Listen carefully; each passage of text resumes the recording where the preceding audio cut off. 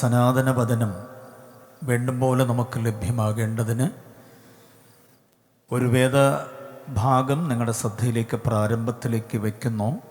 ആ വാക്യവുമായി ബന്ധപ്പെട്ട സവിശേഷമായ ദൈവാലോചനകൾ ദൈവത്തിൻ്റെ പരിശുദ്ധാത്മാവെന്ന നല്ല അധ്യാപകൻ നമുക്ക് വേണ്ടും പോലെ പൊരുൾ തിരിച്ചു തരേണ്ടതിന് പ്രാർത്ഥനയോടെ ദൈവസന്നിധിയിൽ നമുക്കായിരിക്കും.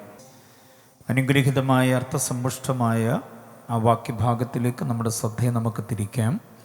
ഇബ്രായ ലേഖനം 3-ാം അധ്യായം അതിൻ്റെ 1-ാമത് വാക്യം. അതുകൊണ്ട് വിശുദ്ധ സഹോദരന്മാരെ, സ്വർഗീയ വിളിക്ക് ഓഹരിക്കാരായുള്ളവരെ, നാം സ്വീകരിച്ചു പറയുന്ന അപ്പോസ്തലനും മഹാപുരോഹിതനുമായ യേശുവിനെ ശ്രദ്ധിച്ചു നോക്കുവീൻ. Price the Lord. യേശുവിനെ ശ്രദ്ധിച്ചു നോക്കുവാൻ എത്ര പേർക്ക് താല്പര്യമുണ്ട്? കരങ്ങൾ ഉയർത്തി കർത്താവിനെ സ്തുതിച്ച് ഈ വാക്യത്തെ ആസ്പദീകരിച്ചുകൊണ്ട് തുടർന്നുള്ള നേരം നാം ഒരുമിച്ച് ദൈവവചന ചിന്തകൾ പങ്കിടാനായിട്ട് ആഗ്രഹിക്കുകയാണ്. ഇങ്ങനെയൊരു ആത്മീയ സമ്മേളനത്തിൽ നിങ്ങളെ അഭിസംബോധന ചെയ്തുകൊണ്ട് ക്രിസ്തുവിൻ്റെ ധന്യമായ സുവിശേഷത്തിൻ്റെ സാക്ഷ്യം വഹിക്കേണ്ടതിന് എനിക്ക് അവസരം നൽകിത്തന്ന സർവകൃപാലുവായ പരമകാരുണികനായ പരിശുദ്ധ തൃത്വമായ ദൈവത്തിന് മുൻപാകെ സകല മഹത്വവും സ്തുതിയും പുകഴ്ചയും ആരാധനയും സ്തോത്രവും വളരെ ആദരവോടെ ആദ്യമേ ഞാൻ അർപ്പണം ചെയ്യുകയാണ്. നമുക്ക് എബ്രായ ലേഖനം 3-ാം അധ്യായം അതിൻ്റെ 1-ാമത് വാക്യത്തിലേക്ക് നമ്മുടെ ശ്രദ്ധയെ തിരിക്കാൻ. തുടർന്നുള്ള നേരം യേശുവിനെ ശ്രദ്ധിച്ചു നോക്കേണ്ടതിൻ്റെ ആവശ്യകത എന്താണ് എന്നതിനെക്കുറിച്ചാണ് പൊതു സന്ദേശമായി നൽകാൻ ഞാൻ ആഗ്രഹിക്കുക. യേശുവിനെ ശ്രദ്ധിച്ചു നോക്കണം. എന്തുകൊണ്ടാണ് എന്നുള്ള വസ്തുത എല്ലാവരും അറിയേണ്ടതാണ്. ഭിന്നമത രാഷ്ട്രീയ ജാതീയ സംസ്കാരങ്ങൾ ഉറഞ്ഞു നിൽക്കുന്ന നമ്മുടെ രാജ്യം, പ്രബുദ്ധ കേരളം, സാക്ഷര കേരളം, സുന്ദര കേരളം എന്നൊക്കെ വിശേഷണങ്ങൾ ഏറെയുള്ള, പ്രത്യേകിച്ച് 79-ാമത് സ്വാതന്ത്ര്യ വർഷത്തിലേക്ക് നമ്മൾ വളരെ പ്രതീക്ഷയോടെ പ്രവേശിച്ചിട്ടുള്ള ഈ നാളുകളിൽ യേശുവിനെ ശ്രദ്ധിച്ചു നോക്കേണ്ടതിൻ്റെ ആവശ്യകത എന്താണ് എന്ന വസ്തുത ഇവിടെ സകല മനുഷ്യരും അറിയണം. അതറിയിക്കുക എന്നുള്ളതാണ് ഉപദേശവർഗമായ ഞങ്ങളെ ഏൽപ്പിച്ചിട്ടുള്ള ദൗത്യം. മുടങ്ങാതെ ഞങ്ങളത് ചെയ്തു വരുന്നു. ഇതുവരെ ഒരുക്കപ്പെട്ട ഇടങ്ങളിൽ മാത്രമല്ല, കവലകളിൽ, ഇടവഴികളിൽ, പെരുവഴികളിൽ, പട്ടണപ്രാന്തങ്ങളിൽ, ഗ്രാമവീഥികളിൽ, മുക്കവല, നാൽക്കവലകളിലെല്ലാം നാലാൾ കൂടുന്ന ഏതിടങ്ങളിലും നിന്നുകൊണ്ട് യേശുവിലേക്ക് ജനശ്രദ്ധ പാട്ടിലൂടെ, പ്രസംഗത്തിലൂടെ, എഴുതി കൊടുക്കുന്ന ട്രാക്റ്റ് വിതരണത്തിലൂടെ ഒക്കെ ഞങ്ങൾ ചെയ്തു വരുന്നത് ശ്രദ്ധിച്ചു നോക്കുന്നത് കൊണ്ട് വല്ല ഗുണവും ഉണ്ടാകുന്നത് യേശുവിനെ നോക്കുന്നത് കൊണ്ട് മാത്രമാണ്.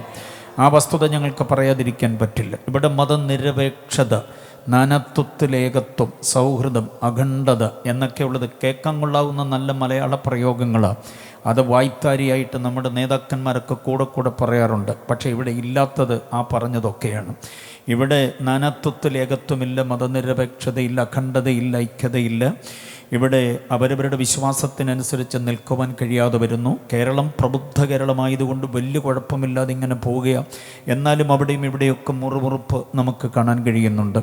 അങ്ങ് ഉത്തരമേഖലകളിലെല്ലാം തന്നെ വിവിധ സംസ്ഥാനങ്ങളിൽ ക്രൈസ്തവ ജനത അനുഭവിക്കുന്ന വ്യഥകൾ നമുക്ക് നന്നായിട്ടറിയാം. എന്നാണ് ഇതിനൊക്കെ അറുതി വരിക എന്നറിയില്ല. അറുതി വരുത്താൻ ദൈവത്തിന് ഹിതമാണെങ്കിൽ ചെയ്യട്ടെ. അതല്ലെങ്കിലും ക്രിസ്തുവിനെ വിട്ട് ദൈവമക്കളാരും പോകില്ല.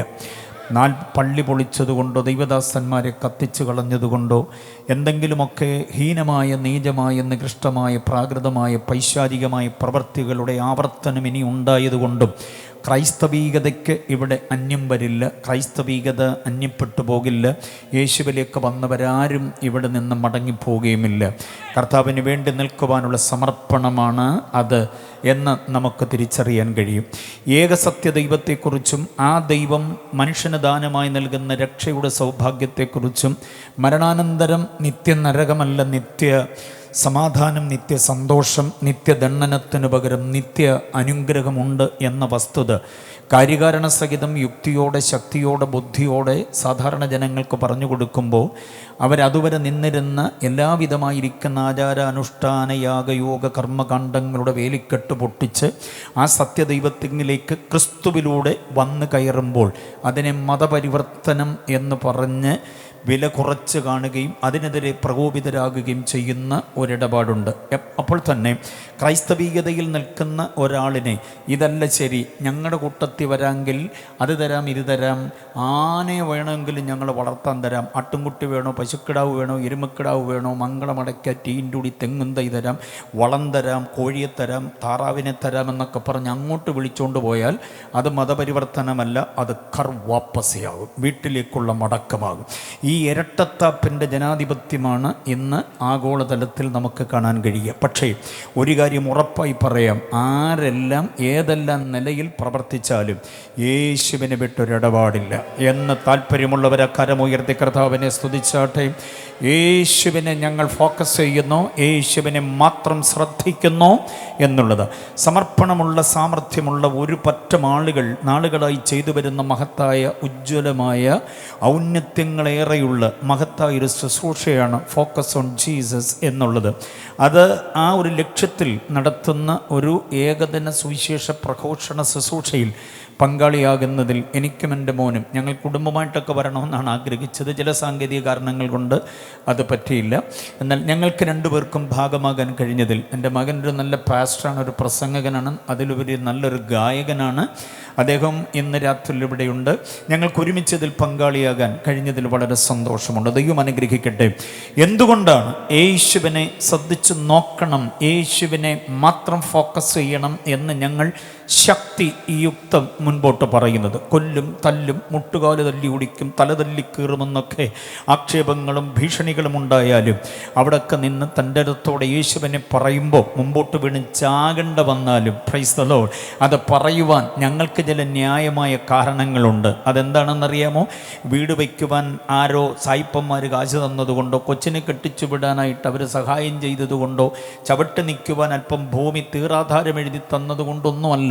പിന്നെന്തുവാണ് യേശുവിന് വേണ്ടി ഞങ്ങൾ ഇത്ര പ്രബുദ്ധ മനസ്സോടെ നിൽക്കുന്നത് എന്ന് ചോദിച്ചാൽ, ഏതെല്ലാം വിധത്തിലുള്ള വേലിക്കെട്ടുകളെ പൊട്ടിച്ചുകൊണ്ട് ആരൊക്കെ തടയാൻ ശ്രമിച്ചിട്ടും തടയാതെ ക്രിസ്തുവെന്ന് പറയുന്ന ആളത്വം മഹത്വത്തിനു വേണ്ടി ഇറങ്ങി വരുവാനുള്ള കാരണങ്ങൾ 1, 2, 3, 4, 5, 6 എന്ന് അക്കമിട്ട് ഞാൻ ചിലത് പറയാം.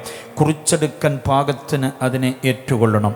എന്താണ് യേശുവിലേക്ക് ഇത്ര വലിയ ആദമ്യമായ ആഗ്രഹം? ഒന്നാമത്തെ കാരണം പറയാം. 1, 2 എന്ന ചിന്തകൾ പഠിക്കാൻ താല്പര്യമുള്ളവർക്ക് പാകമായ നിലയിൽ പറഞ്ഞു തരികയാണ്. അങ്ങ് ദൂരെ പ്രബുദ്ധ മനസ്സുള്ള നിരവധി ആളുകളുണ്ട്. താങ്കളൊരു മതത്തിൻ്റെ ഫ്രെയിമിൽ നിൽക്കാതെ സ്വതന്ത്രമായി നിന്നുകൊണ്ട് ഞാൻ പറയുന്ന ഈ അത്യാത്മീക ചിന്തകളെ, ബൗദ്ധികമായി സൈദ്ധാന്തികമായ ആലോചനകളെ താങ്കൾ വിലയിരുത്തണം, നിഷ്പക്ഷമായി വിലയിരുത്തണം. എന്നിട്ട് തീരുമാനമെടുക്കണം, യേശുവിനെ ഫോക്കസ് ചെയ്യണോ അതോ മറ്റെന്തെങ്കിലേക്കും ഫോക്കസ് ചെയ്യണോ എന്നുള്ള കാര്യം. ന്യായമായ കാരണങ്ങളാണ് പറയുക. ഒന്നാമത്തെ കാരണം, യേശു ദൈവങ്ങളുടെ കൂട്ടത്തിലൊരു ദൈവമല്ല, യേശു ഏകസത്യ ദൈവമാണ്.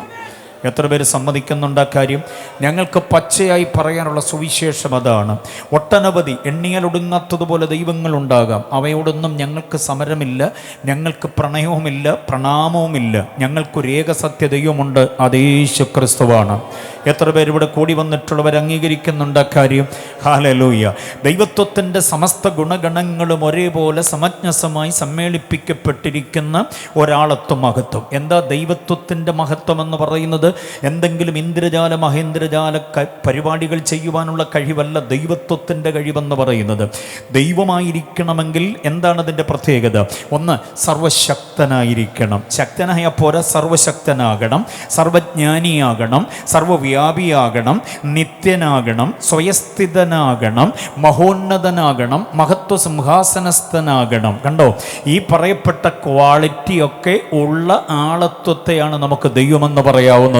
അതെല്ലാം കൂടി ഒരുമിച്ച് സമ്മേളിക്കപ്പെട്ടിട്ടുള്ള ഒരാളത്വ ഔന്നത്യമാണ് യേശുവെന്ന് വിശ്വസിക്കുന്നവർക്കായി ഞാൻ ദൈവത്തെ സ്തുതിക്കുകയാണ്. ഈ ഒരു വെളിപ്പാട് അകതാരിലേക്ക് അങ്ങ് പാഞ്ഞ് കയറിയത് കൊണ്ട് ഞങ്ങൾ യേശുവിന് വേണ്ടി പാടുന്നത്, ഞങ്ങൾ യേശുവിന് വേണ്ടി പ്രസംഗിക്കുന്നത്.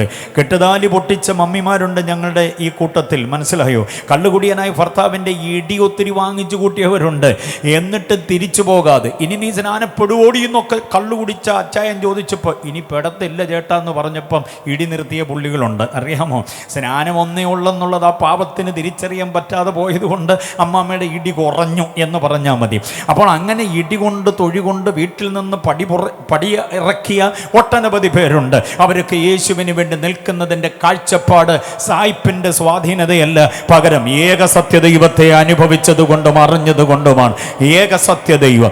ഏതെങ്കിലും ഉദ്ദിഷ്ട കാര്യങ്ങളുടെ നിർവഹണത്തിന് വേണ്ടി മാത്രം ഒരു ദൈവത്തെ ആശ്രയിക്കുന്ന പരിപാടി ഉണ്ടല്ലോ, അത് തെറ്റാണ് സുഹൃത്തെ. താങ്കളുടെ മുഴ മാറാൻ, താങ്കളുടെ ശരീരത്തിൻ്റെ അസ്വസ്ഥത മാറാൻ, താങ്കൾ ഗ്രസിച്ചിരിക്കുന്ന ഭൂതാത്മാവ് വിട്ടുപോകുവാൻ, താങ്കൾ ആഗ്രഹിക്കുന്ന കാര്യങ്ങളെ സാധ്യമാക്കി തരാൻ മാത്രം ഒരു ദൈവത്തെ കൂട്ടുപിടിച്ചിട്ട് കാര്യമില്ല. യേശുവെന്ന ഏക സത്യത്തെ ഞങ്ങൾ ഉൾക്കൊള്ളുന്നതിൻ്റെ പ്രധാന കാരണം പാപപരിഹാരകനാണ്, രക്ഷാനായകനാണ്, വീണ്ടെടുപ്പുകാരനാണ്. ആദമ്യ പാപത്തിന്റെ പിന്തുടർച്ചയിൽ നിന്ന് മാനവകുലത്തെ വിടിവിക്കുവാൻ കരുത്തുള്ള ഒരേ ഒരു ദൈവമാണ്. അതുകൊണ്ട് യേശുവിനെ ഞങ്ങൾ ദൈവമായി അംഗീകരിച്ചുകൊണ്ട് നെഞ്ചകത്തിൽ ഏറ്റുകൊള്ളുന്നത്. ഞാൻ മുമ്പേ പറഞ്ഞില്ലേ, മുമ്പോട്ട് വീഴേണ്ട വന്നാലും യേശുവിന് വേണ്ടി മാത്രമെന്നുള്ള ആ സമർപ്പണവും ആ സാമർഥ്യവും ഞങ്ങളുടെ ഉള്ളതിൻ്റെ ഒന്നാമത്തെ സംഗതി എന്ന് പറയുന്നത് യേശു ഏക സത്യദൈവമായതുകൊണ്ടാണ്. ഹല്ലേലൂയ. രണ്ടാമത്തെ കാര്യം കേട്ടോണേ, യേശു കർത്താക്കന്മാരുടെ കൂട്ടത്തിലൊരു കർത്താവല്ല, ഏക കർത്താവാണ്. എത്ര പേര് സ്തോത്രത്തിൻ്റെ താളം കുറയുന്നുണ്ടോ? സ്തോത്രം. എന്നോടൊപ്പം നിൽക്കുമല്ലോ. വൈകി വന്നു എന്നുള്ളതിൻ്റെ നീരസം ചിലരുടെ മുഖത്തൊന്നും അങ്ങോട്ട് മാറിയിട്ടില്ലെന്ന് തോന്നുന്നു ഇപ്പോഴും. സ്തോത്രം. യേശു കർത്താക്കന്മാരുടെ കൂട്ടത്തിലൊരു കർത്താവല്ല, ഏക കർത്താവാണ്. ഹല്ലേലൂയ. ഇവിടെ കർത്താക്കന്മാർ ഒത്തിരി പേരുണ്ട്, എണ്ണിയലൊടുങ്ങാത്ത പോലെ കർത്താക്കന്മാരുണ്ട്. ഭാരതത്തിൻ്റെ പ്രസിഡന്റ് കർത്താവാണ്, ഭാരതത്തിൻ്റെ കർത്താവ്. പ്രധാനമന്ത്രി ബഹുമാനപ്പെട്ട മോദിജി അവരുകൾ ഇവിടുത്തെ കർത്താവാണ്. നമ്മുടെ മുഖ്യമന്ത്രി സഖാവ് പിണറായി സാറ് ഈ സംസ്ഥാനത്തിൻ്റെ ഒരു കർത്താവാണ്. ഗവർണർമാരെല്ലാം അതാത് സംസ്ഥാനങ്ങളുടെ കർത്താക്കന്മാരാണ്, എം പിമാരും എം എൽ എമാരും, എന്തിന് പഞ്ചായത്ത് മെമ്പർ വരെ ഈ വാർഡിൻ്റെ കർത്താവാണ്. അപ്പം കർത്താക്കന്മാർ ഒത്തിരി ഒത്തിരി പേരാണ്, അറിയാമല്ലോ. ഒത്തിരി കർത്താക്കന്മാരുണ്ട്. ഓരോ ഗ്രൂപ്പിൻ്റെ തലവന്മാർ, ഓരോ ടീമിൻ്റെ തലവന്മാരൊക്കെ അതാത് ടീമുകളുടെ കർത്താക്കന്മാർ. പക്ഷെ കേൾക്കണം, ഈ കർത്താക്കന്മാരുടെ കൂട്ടത്തിലൊരു കർത്താവല്ല യേശു. ഈ കർത്താക്കന്മാരുടെ മുഴുവനും മുട്ടുകുത്തുകയും ഈ കർത്താക്കന്മാരുടെ നാവ് ഏറ്റുപാടുകയും ചെയ്യുന്ന ഒരേ ഒരു കർത്താവേ ഉള്ളൂ. സമസ്ത ഭൂതഗണങ്ങളും സമസ്ത പ്രേതഗണങ്ങളും സകല ഭൂതപ്രേത പിശാചുക്കൾ ഗന്ധർവന്മാർ മുഴുവനും ഭ്രമിച്ചു പോകത്തക്ക നിലയിൽ ഒരൊറ്റ കർത്താവേ ഉള്ളൂ. ആ കർത്താവ് ക്രിസ്തു യേശു തന്നെയാണ്. വിശ്വസിക്കുന്നവരെ കരമുയർത്തി കർത്താവിനെ സ്തുതിച്ചാട്ടെ. യേശു ഏക കർത്താവാണ്. അതാണ് ഞങ്ങൾ അവനെ ഫോക്കസ് ചെയ്യുന്നത്. ഹല്ലേലൂയ. ഒത്തിരി കർത്താക്കന്മാരെ നിർത്തിയിട്ട് ചോയ്സാണ്, ഏതെങ്കിലും ഇഷ്ടമുള്ളതിനെ പിടിച്ചോ എന്ന് പറയുമ്പം ഞങ്ങൾക്ക് കിട്ടിയ ഒരു സംഗതിയല്ല ക്രിസ്തു. ക്രിസ്തു ഏക കർത്താവാണ്. മനസ്സിലായോ? മൂന്നാമത്തെ ചിന്ത, യേശുവിനെ ഫോക്കസ് ചെയ്യുന്നതിൻ്റെ കാരണം എന്താ? ഞങ്ങളുടെ ടീമിന് യേശുവിനെ ഫോക്കസ് ചെയ്യൂ എന്ന് പറയാനുള്ള കാരണം എന്താ? ഫോക്കസ് ഓൺ ജീസസ് എന്ന് പറയാനുള്ള കാരണം എന്താണെന്നറിയാം? പാടിയ പാട്ടിനകത്തൊക്കെ ക്രിസ്തു തന്നെയല്ലേ നിറഞ്ഞു നിന്നത്. അങ്ങനെയാണെങ്കിൽ മൂന്നാമത്തെ കാരണം, ഒത്തിരി രക്ഷകന്മാരുടെ കൂട്ടത്തിലൊരു രക്ഷകനല്ല, യേശു ഏക രക്ഷകനാണ്. ഞാൻ ഈ പറയുന്ന വാചകങ്ങളെല്ലാം ഏക ഏക ഏക എന്നുണ്ട്, അത് നിങ്ങൾ വിട്ടുകളയരുത്. ഏക ചേർത്ത് പറയാൻ കൊള്ളാവുന്ന ഒരേ ഒരാളത്വമേ ഉള്ളത് യേശുവാണ്. ഹല്ലേലൂയ. ബാക്കി എല്ലാത്തിനും ഒത്തിരി ഓപ്ഷൻ ഉണ്ടെന്ന് മനസ്സിലായില്ലേ? പക്ഷേ രക്ഷാകരമായ ദൗത്യത്തിന് യേശുവല്ലാതെ വേറെ മാർഗമില്ലെന്ന് പഠിച്ചോണം. അതാണ് ഞങ്ങൾക്ക് ഉറക്കെ പറയാനുള്ളത്. യേശു രക്ഷകന്മാരുടെ കൂട്ടത്തിൽ രക്ഷകനല്ല, ഏക രക്ഷകനാ. എത്ര പേരത് വിശ്വസിക്കുന്നുണ്ട്? പാപത്തിൻ്റെ പിടിമുറുക്കത്തിൽ നിന്ന് നമുക്ക് വിടുതൽ തരുവാൻ, പാപം നമ്മെ കൊണ്ടെത്തിക്കുന്ന നിത്യ നരകത്തിൽ നമ്മെ രക്ഷിക്കുവാൻ കഴിയുന്ന ഏക രക്ഷകൻ. അത് കുന്ന് കയറി മലയിറങ്ങി പുഴ താണ്ടി കടൽ നീന്തി ദേഹം മുറിച്ച് ചോര അർപ്പണം ചെയ്ത് നരബലി മൃഗബലി അടക്കമുള്ള യാഗയോഗ കർമ്മകാണ്ഡങ്ങൾ, പദയാത്ര, തീർത്ഥയാത്ര, പുണ്യപ്രവർത്തികൾ ഇതൊക്കെ ചെയ്തതുകൊണ്ട് കിട്ടുന്ന രക്ഷയല്ല. ആ രക്ഷയെക്കുറിച്ചൊക്കെ ഒന്നുകൂടെ പുനർവിചാരണ ചെയ്യണം. യേശു നൽകുന്ന രക്ഷ 5 നയാ പൈസയുടെ ചെലവില്ലാതെ, ദേഹദണ്ഡന പ്രക്രിയകൾ ഒന്നുമില്ലാതെ, ഒരു പദയാത്രയ്ക്കും തീർത്ഥയാത്രയ്ക്കും പോകാതെ ഒറ്റ കാര്യം ചെയ്താൽ വിശ്വസിക്കുന്നവന് രക്ഷ സൗജന്യമാണ്. അങ്ങനെ രക്ഷ തരാൻ കഴിയുന്ന ഒരേ ഒരു രക്ഷാനായകൻ യേശു മാത്രമാണെന്നുള്ളത് ഞങ്ങൾ ഇങ്ങ് ഉള്ളിലോട്ട് കയറി യോഗം നടത്തുന്നത് കൊണ്ടല്ല പറയുക, അങ്ങ് കേന്ദ്രതലത്തിലും പറയുവാൻ ഇത് തന്നെയാണ് ഞങ്ങളുടെ സന്ദേശം. എത്ര വമ്പൻ താരങ്ങൾ കേൾക്കുന്ന ഇടത്താണെങ്കിലും ഞങ്ങൾക്ക് ഇതൊക്കെയാണ് ഉറക്കെ പാടാനും പറയാനുമുള്ളത്. യേശു ഏക രക്ഷകനാണ്. ഹല്ലേലൂയ. ആ ഏക രക്ഷകൻ രക്ഷകനിൽ നിന്ന് സൗജന്യമായി രക്ഷ പ്രാപിച്ചത് യുമക്കൾ എത്ര പേരുണ്ട്? കർത്താവിനെ ഒന്ന് സ്തുതിച്ചാട്ടെ. ഹല്ലേലൂയ. കരമുയർത്തി സ്തോത്രം ചെയ്തതിന് നന്ദി. പക്ഷേ നമ്മുടെ ചുറ്റുവട്ടത്തിൽ ഇനിയും ഈ രക്ഷയുടെ സൗഭാഗ്യത്തിലേക്ക് വരാനുള്ളവരെ കൂട്ടിച്ചേർക്കുക എന്ന ഉത്തരവാദിത്വം നമ്മുടേതാണ്. ഒരു ടീമിൻ്റെ യോഗമായതുകൊണ്ടാണ് ഞാൻ അപ്രേക്ഷിത പ്രവൃത്തിയുടെ ദർശനം കൂടെ നിങ്ങൾക്ക് പങ്കുവയ്ക്കുന്നത്. ഒരു ടീമാണ് ഈ യോഗം നടത്തുന്നത്. ആ ടീമിൻ്റെ ഉദ്ദേശം ഫണ്ടുണ്ടാക്കുക എന്നുള്ളതല്ല, ആത്മസമ്പാദനമാണ്. എത്ര പേർ സമ്മതിക്കുന്നുണ്ട് ആ കാര്യം? രക്ഷയിലേക്ക് നമ്മൾ വന്നതുപോലെ തന്നെ അവരും ഈ രക്ഷയിലേക്ക് വരാനിടയാകണം. ഇനി രക്ഷിക്കപ്പെട്ടു എന്ന് അവകാശപ്പെടുന്നത് യുവമക്കളോട് ഞാനൊരു കാര്യം കൂടെ പറയാം. രക്ഷിക്കപ്പെട്ടത് മാത്രം പോരാ, രക്ഷാനന്തര ജീവിതം പവിത്രമാകണം, പരിപാവനമാകണം, അനന്യമാകണം, നീതിയുള്ളതാകണം. To be more like Jesus. കേട്ടിട്ടുണ്ടോ? യേശുവെ പോലെയാകണം രക്ഷിക്കപ്പെട്ടവരെല്ലാവരും. സാധാരണ പ്രകൃതത്തിലായ പോരാ. രക്ഷിക്കപ്പെടുന്നതിന് മുമ്പ് നമുക്കൊക്കെ ഒരു പ്രകൃതമുണ്ടല്ലോ. ആ പ്രകൃതത്തിൽ നിന്ന പോരാ. രക്ഷിക്കപ്പെട്ടവൻ രക്ഷാനായകനായ യേശുവെ പോലെയാകണം. എത്ര പേർക്ക് മനസ്സിലാകുന്നുണ്ട്? യേശുവെ പോലെയാകുവാൻ അങ്ങനെയൊക്കെ നമ്മൾ പാടാറുണ്ട്. അത് പാടുമ്പോൾ എന്നെ വൈബ്രേഷൻ എന്നറിയോ, എന്നെ ഒരു താളമാണ്, എന്നെ ഒരു ഈണമാണ്. പക്ഷേ ഈ പാടുന്ന പുള്ളിക്ക് യേശുവുമായിട്ട് ഒരു ബന്ധവും ഇല്ലാതെ ആ പാടുന്നെങ്കിൽ വല്ല ഗുണമുണ്ടോ? യേശുവിൻ്റെ അതേ വിശുദ്ധി, യേശുവിൻ്റെ അതേ വിശ്വസ്തത, യേശുവിൻ്റെ സഹന, ത്യാഗം, യേശുവിൻ്റെ സ്നേഹം, യേശുവിൻ്റെ ക്ഷമ, യേശുവിൻ്റെ കരുണ, ദയ ആദിയായ സമസ്ത സ്നേഹജന്യ കർത്തവ്യങ്ങളും സ്നേഹജന്യ ഗുണഗണങ്ങളും ഒരുമിച്ച് കോർത്തിണക്കപ്പെട്ട ഒരാത്മീകതയിലേക്ക് നമ്മൾ വരണം. അതാണ് രക്ഷാനന്തര ജീവിതം. ദൈവമക്കൾ ഒത്തിരി പേരുണ്ടല്ലോ, ശുശ്രൂഷക വൃന്ദങ്ങൾ ഒത്തിരി പേരുണ്ട്, വേദപണ്ഡിതാക്കൾ ഒത്തിരി പേരുണ്ട്. അതുകൊണ്ട് ഞാൻ പറയാം ഒരു കാര്യം. രക്ഷ, സ്നാനം, ആത്മനിറവ്, വിശുദ്ധി, വേർപാട്, ഈ കാര്യങ്ങളെല്ലാം പഠിക്കുമ്പോൾ ആ വിഷയത്തോട് ചേർത്ത് പഠിക്കേണ്ട സമഗ്രത ആ വിഷയങ്ങൾക്കുണ്ടാകണമെങ്കിൽ ഒന്ന് രക്ഷ, രണ്ട് അതിനോട് ചേർത്ത് രക്ഷാനന്തര ജീവിതം, രണ്ട് സ്നാനം, അതിനോട് ചേർത്ത് സ്നാനാനന്തര ജീവിതം, ആത്മനിറവ്, അതിന് അനന്തര ജീവിതം. ഏത് വിഷയത്തോടും ചേർത്ത് അനന്തരം എന്നും കൂടെ ചേർത്ത് പഠിക്കുമ്പോൾ ആ വിഷയത്തിന് സമഗ്രതയുണ്ടാകുന്നത്. ബോധ്യമായവർ എത്ര പേരുണ്ട്? അതുപോലെ വിവാഹം, വിവാഹാനന്തര ജീവിതം. മനസ്സിലായില്ലേ? അതെല്ലാം അതിൻ്റെ തനിമയോടെ പഠിച്ചു വന്നെങ്കിലേ മരണം, മരണാനന്തര ജീവിതവും നമുക്ക് പറയാൻ പറ്റത്തുള്ളൂ. മരണത്തിന് അനന്തരമായൊരു ജീവിതമുണ്ട്, രക്ഷയ്ക്ക് അനന്തരമായൊരു ജീവിതമുണ്ട്. രക്ഷിക്കപ്പെടുന്നതിന് മുൻപുള്ള പ്രകൃതത്തിൽ തികച്ചും വ്യത്യസ്തമായിരിക്കുന്നൊരു ജീവിത സംസ്കാര തനിമയിലേക്ക് നമുക്ക് മാറാൻ കഴിയുന്നത് രക്ഷാനന്തര ജീവിതം എന്ന് പറയുന്നത്. ഓക്കെ, അപ്പൊ യേശു രക്ഷകന്മാരുടെ കൂട്ടത്തിൽ രക്ഷകനല്ല, യേശു ഏകരക്ഷകനാണ്. അതുകൊണ്ടാണ് ഫോക്കസ് ഓൺ ജീസസ് എന്ന് ഞങ്ങൾ പറയുന്നത്, യേശുവിനെ ശ്രദ്ധിച്ചു നോക്കാൻ പറയുന്നത്. ഓക്കെ, നാലാമത്തെ ചിന്ത കേട്ടോണം. യേശു അവതാരങ്ങളുടെ കൂട്ടത്തിൽ ഒരു അവതാരമല്ല, ഏക അവതാരമാണ്. ഹല്ലേലൂയ. ദൈവശാസ്ത്രമാണ് ഞങ്ങൾ പറയുക, വേദപുസ്തകത്തെ ബേസ് ചെയ്തുകൊണ്ടാണ് പറയുക. ഒത്തിരി അവതാരങ്ങളുണ്ട്. എനിക്കവയോടൊന്നും പിണക്കുമില്ല. ഒരു സുവിശേഷ പ്രഭാഷകൻ എന്ന നിലയിൽ ഞാൻ ആരെയും വ്രണപ്പെടുത്താൻ പറ്റില്ല. സുവിശേഷം അതിനുള്ളതല്ല. സുവിശേഷം രമ്യതയുടെ, അനുരഞ്ജനത്തിൻ്റേത്, സമാധാനത്തിൻ്റേത്, കോലാഹലങ്ങൾ ഉണ്ടാക്കി മറ്റുള്ളവരെ തമ്മിലടിപ്പിക്കാനുള്ള പ്രചോദനമല്ല സുവിശേഷ പ്രസംഗം. പക്ഷേ ഞങ്ങൾക്ക് വേദപുസ്തകത്തെ നെഞ്ചോടടിപ്പിച്ച് പറയുമ്പോൾ മാനവജാതിയുടെ പാപപരിഹാരത്തിനു വേണ്ടി ദൈവം അവതാരം ചെയ്ത ഒരേ ഒരു അവതാരം യേശു തന്നെയാണ്. എത്ര പേർക്ക് ബോധ്യമാകുന്നുണ്ട്? God manifested in the flesh എന്നാണ്. ദൈവം ഇവിടേക്ക് ജഡധാരണം സ്വീകരിച്ചു വന്നു. എല്ലാവർക്കും പരിചിതമായൊരു 3:16 അതേതാ? 3:16, യോഹന്നാൻ 3:16. എല്ലാവർക്കും അറിയാമല്ലോ, വായിക്കണമെന്നില്ല. എല്ലാവർക്കും പരിചിതമായ 3:16 കൂട്ടത്തിൽ വേറൊരു 3:16 ഓർത്തിരുന്നോണോ? ആ 3:16 ഏതാണെന്നറിയാമോ? 1 തിമോത്തിയോസ് 3:16. 1 തിമോത്തിയോസ് 3:16 എത്രത്തോളം പ്രസക്തിയുണ്ടോ അത്രത്തോളം പ്രസക്തിയാണ് യോഹന്നാൻ 3:16. യോഹന്നാൻ 3:16 എത്രമാത്രം പ്രസക്തിയുണ്ടോ അത്രത്തോളം പ്രസക്തിയാണ് 1 തിമോത്തിയോസ് 3:16. 1 തിമോത്തിയോസ് 3:16 മലയാള ബൈബിളിൽ പറയുന്നത് അവൻ ജഡത്തിൽ വെളിപ്പെട്ടു. ആ അവൻ എന്നുള്ളിടത്ത് എഴുതേണ്ടത് God manifested in the flush. ദൈവം ജഡത്തിൽ വെളിപ്പെട്ടു. അതാണ് ആ വാക്യത്തിൻ്റെ യഥാർത്ഥ ഭാഷ്യം. ഓൾഡ് മാനുസ്ക്രിപ്റ്റിൽ അങ്ങനെയാണ് കൊടുത്തിരിക്കുക.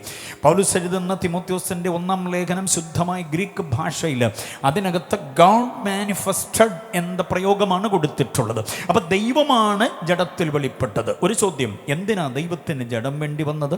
ദൈവം ആത്മാവല്ലേ? ആത്മാവായ ദൈവത്തിന് എന്തിനാ ജഡം വേണ്ടി വന്നത് എന്ന് നാം അറിയണം.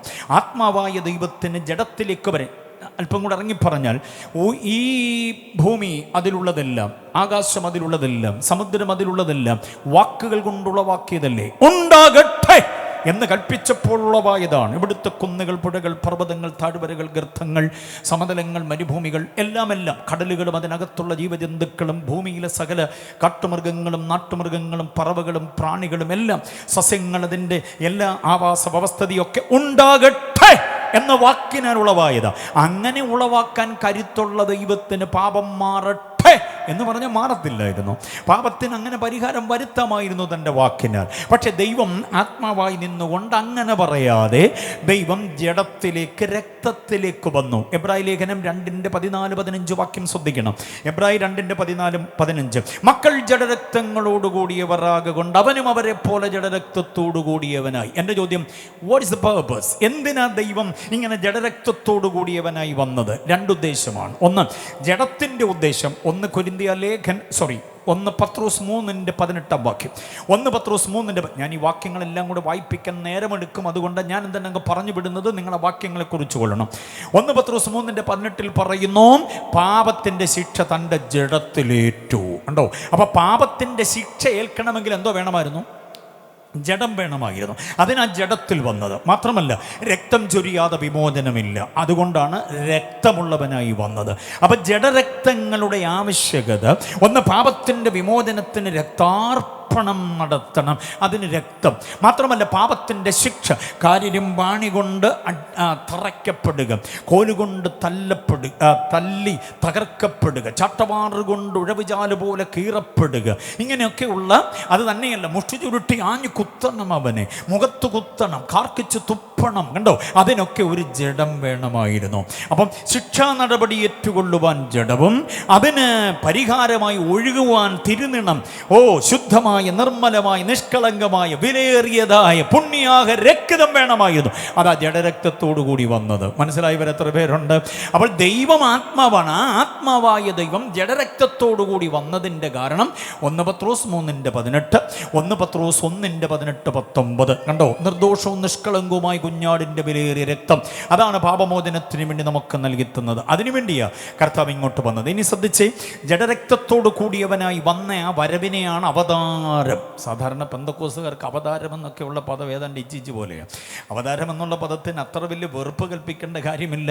അതിനെ ഇൻകാർണേഷൻ എന്നാണ് പറയുക. അവതാരം, ഇൻകാർണേഷൻ എന്ന് പറയുമ്പോൾ അതിന് പൊതുവെ ഉപയോഗിച്ചിരിക്കുന്ന ബൈബിൾ വാക്ക്, ബൈബിളീകമായ പദമെന്ന് പറയുന്നത് പ്രത്യക്ഷത എന്നതാണ്. പ്രത്യക്ഷത. ദൈവം ആത്മാവായിരുന്നു, ആത്മാവായ ദൈവം ജഡത്തിൽ പ്രത്യക്ഷമായി എന്നുള്ളതാണ്. യോഹന്നാൻ ഉപയോഗിക്കുന്ന പദമെല്ലാം പ്രത്യക്ഷതയോ. നമ്മളതിന് പൊതുവിൽ അവതാരമെന്ന് പറയുന്നു, ഇൻകാർണേഷൻ എന്ന് പറയുന്നു. ആ ഇൻകാർണേഷൻ 3:16, തിമോത്തിയോസ് 3:16, അതിനെ അല്പം കൂടെ ഭംഗിയായി അവതരിപ്പിച്ചിരിക്കുന്ന ഒരു കാര്യം കൂടിയാണ് യോഹന്നാൻ 3:16. ആരും നശിച്ചു പോകാതിരിക്കാൻ ദൈവം അവനെ നൽകുവാൻ തക്കവണ്ണം എന്തോ ഇതെന്ന ലോകത്തെ സ്നേഹിച്ചു, ദൈവം അവനെ നൽകി, തൻ്റെ പുത്രനെ. ദൈവമായിരുന്നവൻ മനുഷ്യനായിട്ട് പാർത്തലത്തിലേക്ക് വന്നു. യോഹന്നാൻ 3:16. അപ്പം ഞാൻ 3:16 തന്നില്ലേ? 1 തിമോത്തിയോസ് 3:16, 2 യോഹന്നാൻ 3:16. ഒത്തിരി പാസ്റ്റേഴ്സും വേദവിദ്യാർത്ഥികളൊക്കെ ഉള്ളതുകൊണ്ട് വേറൊരു തത്വം കൂടെ ഞാൻ ഈ 3:16 ചേർത്ത് വെച്ച് പറയാം. അത് നിങ്ങളുടെ ചിന്തയ്ക്ക് പിന്നെ ഉപകാരമായി മാറും. നിങ്ങൾക്കറിയാമോ, യോഹന്നാൻ 3:16 പറയുന്നു, തൻ്റെ ഏകജാതനായ പുത്രനിൽ വിശ്വസിക്കുന്ന ഏവനും, തൻ്റെ ഏകജാതൻ. ഈ ഏകജാതൻ എന്നുള്ള പ്രയോഗം ചേർത്ത് ആദ്യം ഒരു വേദസൂക്തം ഉണ്ടാകുന്നത് എവിടെയെന്നറിയാമോ? ഉൽപ്പത്തി 22:16. ഉൽപ്പത്തി 22:16, 3:16 22:16. അവിടെ ദൈവമായ ഹോവ യാഹ്വേ പറയുകയാണ് അബ്രഹാമിനോട്, തൻ്റെ ഭക്തനായ, പരമഭക്തനായ, അനുസരണത്തിൻ്റെ ആളത്വമായ അബ്രഹാമിനോട് പറയുക, നീ നിൻ്റെ ഏകജാതനായ മകനെ എനിക്ക് തരാൻ മടിക്കായി കൊണ്ട് ഞാൻ നിന്നെ ഐശ്വര്യമായി അനുഗ്രഹിക്കും. മനസ്സിലായോ? ആ വാക്യം മറന്നു പോകരുത്. ദൈവം തന്നെ അബ്രഹാം, നീ നിന്റെ ഏകജാതനായ മകനെ എനിക്ക് തരാൻ മടിക്കായുണ്ട് ഞാൻ നിന്നെ അനുഗ്രഹിക്കുമെന്നല്ല, പിന്നെന്തോ പറയുന്നേ? ഐശ്വര്യമായി. ആ ഐശ്വര്യമായ അനുഗ്രഹം എന്താ? ദാൻ മുതൽ ബേർസേബ വരെയുള്ള ഭൂമി നിനക്ക് തരാം, മഹാസമുദ്രം മുതൽ മഹാമരുഭൂമി വരെയുള്ള ഈ മേഖലയെല്ലാം നിനക്കും നിന്റെ സന്തതിക്കും തരാമെന്നുള്ളതല്ല ഐശ്വര്യം. പിന്നെന്താ? 175 വയസ്സ് വരെ നിന്നെ ഞാൻ ആയുസോടെ കാക്കാമെന്നുള്ളതൊന്നുമല്ല ഐശ്വര്യം. നിന്റെ മകൻ ഇസഹാക്കിനും യാക്കോബിനും അവർക്ക് ജനിക്കുന്ന 12 ഗോത്രങ്ങളെയും ഞാൻ ഭൂമി മുഴുവനും വിന്യസിപ്പിക്കാം. അതൊന്നുമല്ല. ലോകത്തിൽ ജനിച്ച സകല ജനത്തെക്കാൾ ബുദ്ധിമാന്മാരായി നിന്റെ ജനത്തെ ഞാൻ കാത്തു. അതൊന്നുമല്ല ഐശ്വര്യമായ അനുഗ്രഹം. 22:16 പറയുന്ന ഐശ്വര്യമായ അനുഗ്രഹം എന്താണെന്നറിയാമോ? ഉൽപ്പത്തി 22:16 വാക്യത്തിൽ പറയുന്ന ഐശ്വര്യമായ അനുഗ്രഹമാണ് യോഹന്നാൻ 3:16. മനസ്സിലായില്ലേ? അബ്രഹാമിനോട് ദൈവം പറഞ്ഞു, ഞാൻ നിന്നെ ഐശ്വര്യമായി അനുഗ്രഹിക്കും എന്ന് പറഞ്ഞാൽ പാപത്താൽ എന്നിൽ നിന്ന് അകന്നുപോയ മാനവകുലത്തെ വീണ്ടും എന്നിലേക്ക് അടുപ്പിക്കേണ്ടതിന്, എൻ്റേതാക്കി മാറ്റേണ്ടതിന്, മനുഷ്യനും ഞാനും തമ്മിലുള്ള ശത്രുത മാറ്റി എന്നെ അവരെ തമ്മിൽ രഞ്ജനയിലേക്ക് കൊണ്ടുവരേണ്ടതിന് ഞാൻ എൻ്റെ ഏകജാതനായ മകനെ നിനക്ക് തരാം. നീ നിൻ്റെ ഏകജാതനായ മകനെ എനിക്ക് തന്നതുകൊണ്ട് ഞാൻ എൻ്റെ ഏകജാതനായ മകനെ നിനക്ക് തരാം. ബോധ്യമായവർ എത്ര പേരുണ്ട്? Praise the Lord. അപ്പോൾ അങ്ങനെ ദൈവമായ നമ്മെ രക്ഷിക്കേണ്ടതിന്, വിടുവിക്കേണ്ടതിന്, നീതീകരിക്കേണ്ടതിന്, നമുക്ക് പാപമോചനം തരേണ്ടതിന്, പുത്രത്വം തരേണ്ടതിന്, നമ്മിൽ പ്രസാദിക്കേണ്ടതിന് തൻ്റെ പുത്രനെ നമുക്ക് വേണ്ടി നൽകി തന്നു. ആ നൽകിത്തരൽ പ്രക്രിയയ്ക്കാണ് അവതാരം എന്ന് പറയുന്നത്. അങ്ങനെ ഒത്തിരി അവതാരങ്ങളുള്ള കൂട്ടത്തിലൊരു അവതാരമല്ല. തല്ലാനും കൊല്ലാനും തകർക്കാനും പൊളിക്കാനും ഇല്ലാതാക്കാനും അല്ല യേശു വന്നത്. ജീവൻ തരാൻ വേണ്ടിയാണ്. ജീവൻ തരാൻ. അത് അല്പമായല്ല, സമർത്ഥിയായി ജീവൻ തരാൻ. ആ ജീവൻ വ്യാപരിച്ചവരായി ഇവിടെ ഇരിക്കുന്ന ഹല്ലേലൂയ പാടുന്നവര്, ആ ജീവൻ പ്രാപിച്ചവരാ ത്യാഗസമ്പന്നരായി നിലകൊള്ളുന്നത്. എതിർപ്പുകൾ, പ്രതിസന്ധികൾ അനവധി ഉണ്ടായിട്ടും യേശുവിനെ വിട്ടുപോകാതിരിക്കുന്നതിന്റെ കാരണം ആ ജീവനകത്തുള്ളത് കൊണ്ടാണ്. ഇവിടുത്തെ കിലുകിലുക്കുന്ന കുന്തങ്ങൾക്കും വെട്ടിത്തിളങ്ങുന്ന വായ്ത്തലയുള്ള വാളുകൾക്കും ഇവിടുത്തെ ധാർഷ്ട്യത്തിനും ധിക്കാരത്തിനും താൻപോരിമയ്ക്കും ആ ജീവനെ നമ്മിൽ നിന്ന് എടുത്തുകളയാൻ പറ്റില്ല. ആ ജീവനോട് ഒന്നും ചെയ്യാൻ അവർക്ക് കഴിയില്ല. അതാണ് യേശു നൽകിയ ജീവൻ. കരങ്ങൾ ഉയർത്തി കർത്താവിനെ സ്തുതിച്ചാട്ടെ. ഓക്കെ, അപ്പോൾ ഏക അവതാരമാണ് ക്രിസ്തു. ഇനി തീർന്നില്ല, അടുത്ത് കേൾക്കണം. യേശുവിനെ മാത്രം ഫോക്കസ് ചെയ്യുവാനുള്ള അഞ്ചാമത്തെ കാരണം യേശു ആരാധ്യന്മാരുടെ കൂട്ടത്തിൽ ഒരു ആരാധ്യനല്ല, ഏക ആരാധ്യനാണ്. ഏക ആരാധ്യന. എത്ര പേര് വിശ്വസിക്കുന്നുണ്ട് അക്കാര്യം?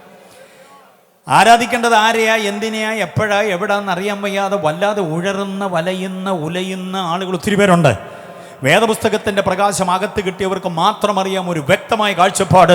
നിന്റെ ദൈവമായ കർത്താവിനെ മാത്രമേ ആരാധിക്കാവൂ. ആ വാക്യത്തിനകത്തൊരു മാത്രമുണ്ട്. അതെത്ര ഗംഭീരമാണെന്നറിയാമോ? ആ മാത്രത്തിനകത്ത് ഒരു സൂത്രവും കാണിക്കാതെ ആ മാത്രം അതിൻ്റെ തനിമയോട് അങ്ങോട്ട് ഏറ്റെടുത്ത് ജീവൻ പോയാലും ഈ കർത്താവിനെ മാത്രമേ ആരാധിക്കൂ എന്ന ആ ഒരു നിഷ്ഠയിലേക്ക്, തീരുമാനത്തിലേക്ക് വന്നേ പറ്റൂ. ആ വാക്യം 4:10, മത്തായി 4:10. നിന്റെ ദൈവമായ കർത്താവിനെ, ഒന്ന് പറഞ്ഞ എല്ലാവരോടും, നിന്റെ ദൈവമായ കർത്താവിനെ മാത്രമേ ആരാധിക്കാവൂ. മാത്രം. ഹല്ലേലൂയ. ഈ മണ്ണിനെ ആരാധിക്കരുത്, പെണ്ണിനെ ആരാധിക്കരുത്, ആണിനെ ആരാധിക്കരുത്, കാട്ടുമൃഗങ്ങളെയും നാട്ടുമൃഗങ്ങളെയും ആരാധിക്കരുത്, സൂര്യനെയോ ചന്ദ്രനെയോ നക്ഷത്രങ്ങളെയോ ആരാധിക്കരുത്, തിരമാലകൾ ഉതിർത്തുവിടുന്ന കടലിനെ ആരാധിക്കരുത്, കടലിലുള്ള ഒന്നിനെയും ആരാധിക്കരുത്, യാതൊരു ഭൂതപ്രേത പിശാചുക്കളെയും ആരാധിക്കരുത്. കണ്ടോ? ആവാഹന ശക്തികളോ സങ്കല്പ ശക്തികളോ അല്ല ആരാധ്യൻ. പിന്നെ ഒറ്റ വാക്കുകൊണ്ട് ഇവയെ നിർമ്മിച്ചതിനെ നിയന്ത്രിച്ച് നിയോഗിച്ച് പരിപാലിച്ച് പരിരക്ഷിക്കുന്ന സാക്ഷാൽ പരബ്രഹ്മം, അതാണ് യേശുവൻ ആരാധ്യൻ. വിശ്വസിക്കുന്നവരെ കരമടിച്ച് കർത്താവിനെ ഒന്ന് സ്തുതിച്ച്, ആരാധ്യനായ ക്രിസ്തു, ആരാധ്യനായ ക്രിസ്തു, ആരാധ്യൻ. ഹല്ലേലൂയ. വെറുതെ യേശുവിൻ്റെ കൂടെ ഇറങ്ങിയതൊന്നുമല്ല, ഈ കാഴ്ചപ്പാട് കിട്ടിയിട്ട് ഇറങ്ങിയതാണ്. ഈ ദർശനമാകത്ത് കിട്ടിയത് കൊണ്ടാണ് ഇറങ്ങിയത്. പലതും ചിലതും നഷ്ടപ്പെട്ടേണ്ടി വന്നിട്ടും നഷ്ടപ്പെട്ടുകൊണ്ടിരിക്കുന്നു എന്നിട്ടും യേശുവിനെ വിട്ടുമാറാതെ നിൽക്കുന്നത് ഏക ആരാധ്യൻ കർത്താവായതുകൊണ്ടാണ്. സുഹൃത്തെ, ഒരു കാര്യം ഞാൻ പറയാം. ആരാധനയിൽ പിഴവ് വന്നാൽ ജീവിതം മൊത്തം പിഴച്ചുപോയി. ആരാധ്യനുമായിട്ടുള്ള ആന്തരിക രമ്യത നിലനിർത്തിക്കോണം. എന്നെ കേൾക്കുന്ന ദൈവമക്കളോട് ഞാൻ പറയാം, ആരാധനയിൽ വിജയം പ്രാപിച്ചോണം. നാളെ നമ്മുടെ ആരാധനയുടെ ദിവസമാണല്ലോ അല്ലേ? സ്തോത്രം. ഞായറാഴ്ച വരെ നോക്കിയിരിക്കുക ചിലർ. സഭായോഗത്തിന് പോകണം എന്നൊക്കെ പറഞ്ഞുള്ള സന്തോഷം. ചിലർ ഞായറാഴ്ച ഇങ്ങനെ നോക്കിയിരിക്കും. ഞായറാഴ്ചയാണ് വീട്ടിൽ ഇറച്ചി വാങ്ങിക്കുന്നത്. ഇറച്ചിയും 2 കിലോ പോത്തുമൊക്കെ വാങ്ങിച്ച് കപ്പയൊക്കെ വേവിച്ച് അങ്ങനെ കഴിക്കുന്ന ഒരു ദിവസം ഞായറാഴ്ച ആയതുകൊണ്ട് കുഞ്ഞുങ്ങൾക്കൊക്കെ ഞായറാഴ്ച വരണേന്ന സന്തോഷം. പപ്പയും മമ്മി അവധിയൊക്കെ ആയിട്ട് വീട്ടിൽ ഇരിക്കുന്ന ദിവസമാണ് ഞായറാഴ്ച. അങ്ങനെ ഞായറാഴ്ചയെക്കുറിച്ച് പലർക്കും പല കാഴ്ചപ്പാട്. നമ്മളെ സംബന്ധിച്ചിടത്തോളം ആരാധ്യനുമായിട്ടുള്ള സമാഗമനമാണ്. എപ്പോഴും നമ്മുടെ കൂടെ ഉണ്ട്. എന്നാൽ പോലും ആരാധനാലയത്തിലേക്ക് ചെല്ലുമ്പോൾ ആലയത്തിൻ്റെ പുഷ്ടി പ്രാപിക്കാൻ, ആലയത്തിൻ്റെ നന്മ അനുഭവിക്കാൻ, ഹല്ലേലൂയ, മറ്റുള്ളവരുമായി ആലയത്തിലേക്ക് ചെല്ലാനുള്ള വാഞ്ചയുള്ള എത്ര പേരുണ്ട്? ആമേൻ. ഉള്ളത്തിൽ വാഞ്ചയാണ്. 84 സങ്കീർത്തനം 2 വാക്യം, എൻ്റെ ഉള്ളം യഹോവയുടെ പ്രാകാരങ്ങളെ വാഞ്ചിച്ചു മോഹിച്ചു പോകുന്നു. 65 സങ്കീർത്തനം പറയുന്നു, എൻ്റെ ആലയത്തിലേക്ക് നീ തിരഞ്ഞെടുത്ത് അടുപ്പിക്കുന്ന മനുഷ്യൻ ഭാഗ്യവാൻ. 84 സങ്കീർത്തനം പറയുന്നു, ആലയത്തിൽ വസിക്കുന്ന വേറെ 1000 ദിവസത്തേക്കാൾ ഉത്തമമാണ്. വാക്യങ്ങളെല്ലാം മനഃപ്പാടമാണല്ലോ, സന്തോഷം. വാക്യങ്ങൾ അറിയാവുന്നവരുടെ കൂടെ നിന്ന് പ്രസംഗിക്കുന്ന എന്നെ സുഖമാണെന്നറിയാമോ? പക്ഷേ ഇനി ഞാൻ പറയുന്നൊരു വാക്യം, ആരാധനയുമായി ബന്ധപ്പെട്ട് ഇനി പറയുന്നൊരു വാക്യം എവിടെയാണെന്ന് പറയണം. അല്ലാതെ മൂകമായിട്ട് ഇരുന്ന് കളയരുത്. സ്തോത്രം. നിന്റെ എല്ലാ വെറുപ്പുകളാലും സകല മ്ലേച്ഛതകളാലും നീ എൻ്റെ വിശുദ്ധ മന്ദിരത്തെ അശുദ്ധമാക്കിയതുകൊണ്ട് എന്നാണ് ഞാൻ നിന്നെ ആദരിക്കയില്ല, നിന്നോട് കരുണ കാണിക്കയില്ല, എൻ്റെ കടാക്ഷം നിങ്കിൽ നിന്ന് നീക്കിക്കളയും. ആശയം മനസ്സിലായി വാക്യത്തിൻ്റെ? ആരാധനാലയത്തിലേക്ക് നാം വരുമ്പോൾ നമ്മുടെ കാലുകൾ നമ്മുടെ ശരീരത്തെ വഹിച്ചുകൊണ്ട് ആരാധനാലയത്തിൽ കൂടിക്കയറുമ്പോൾ 2 ദോഷങ്ങളില്ലാതെ വേണം കയറാൻ.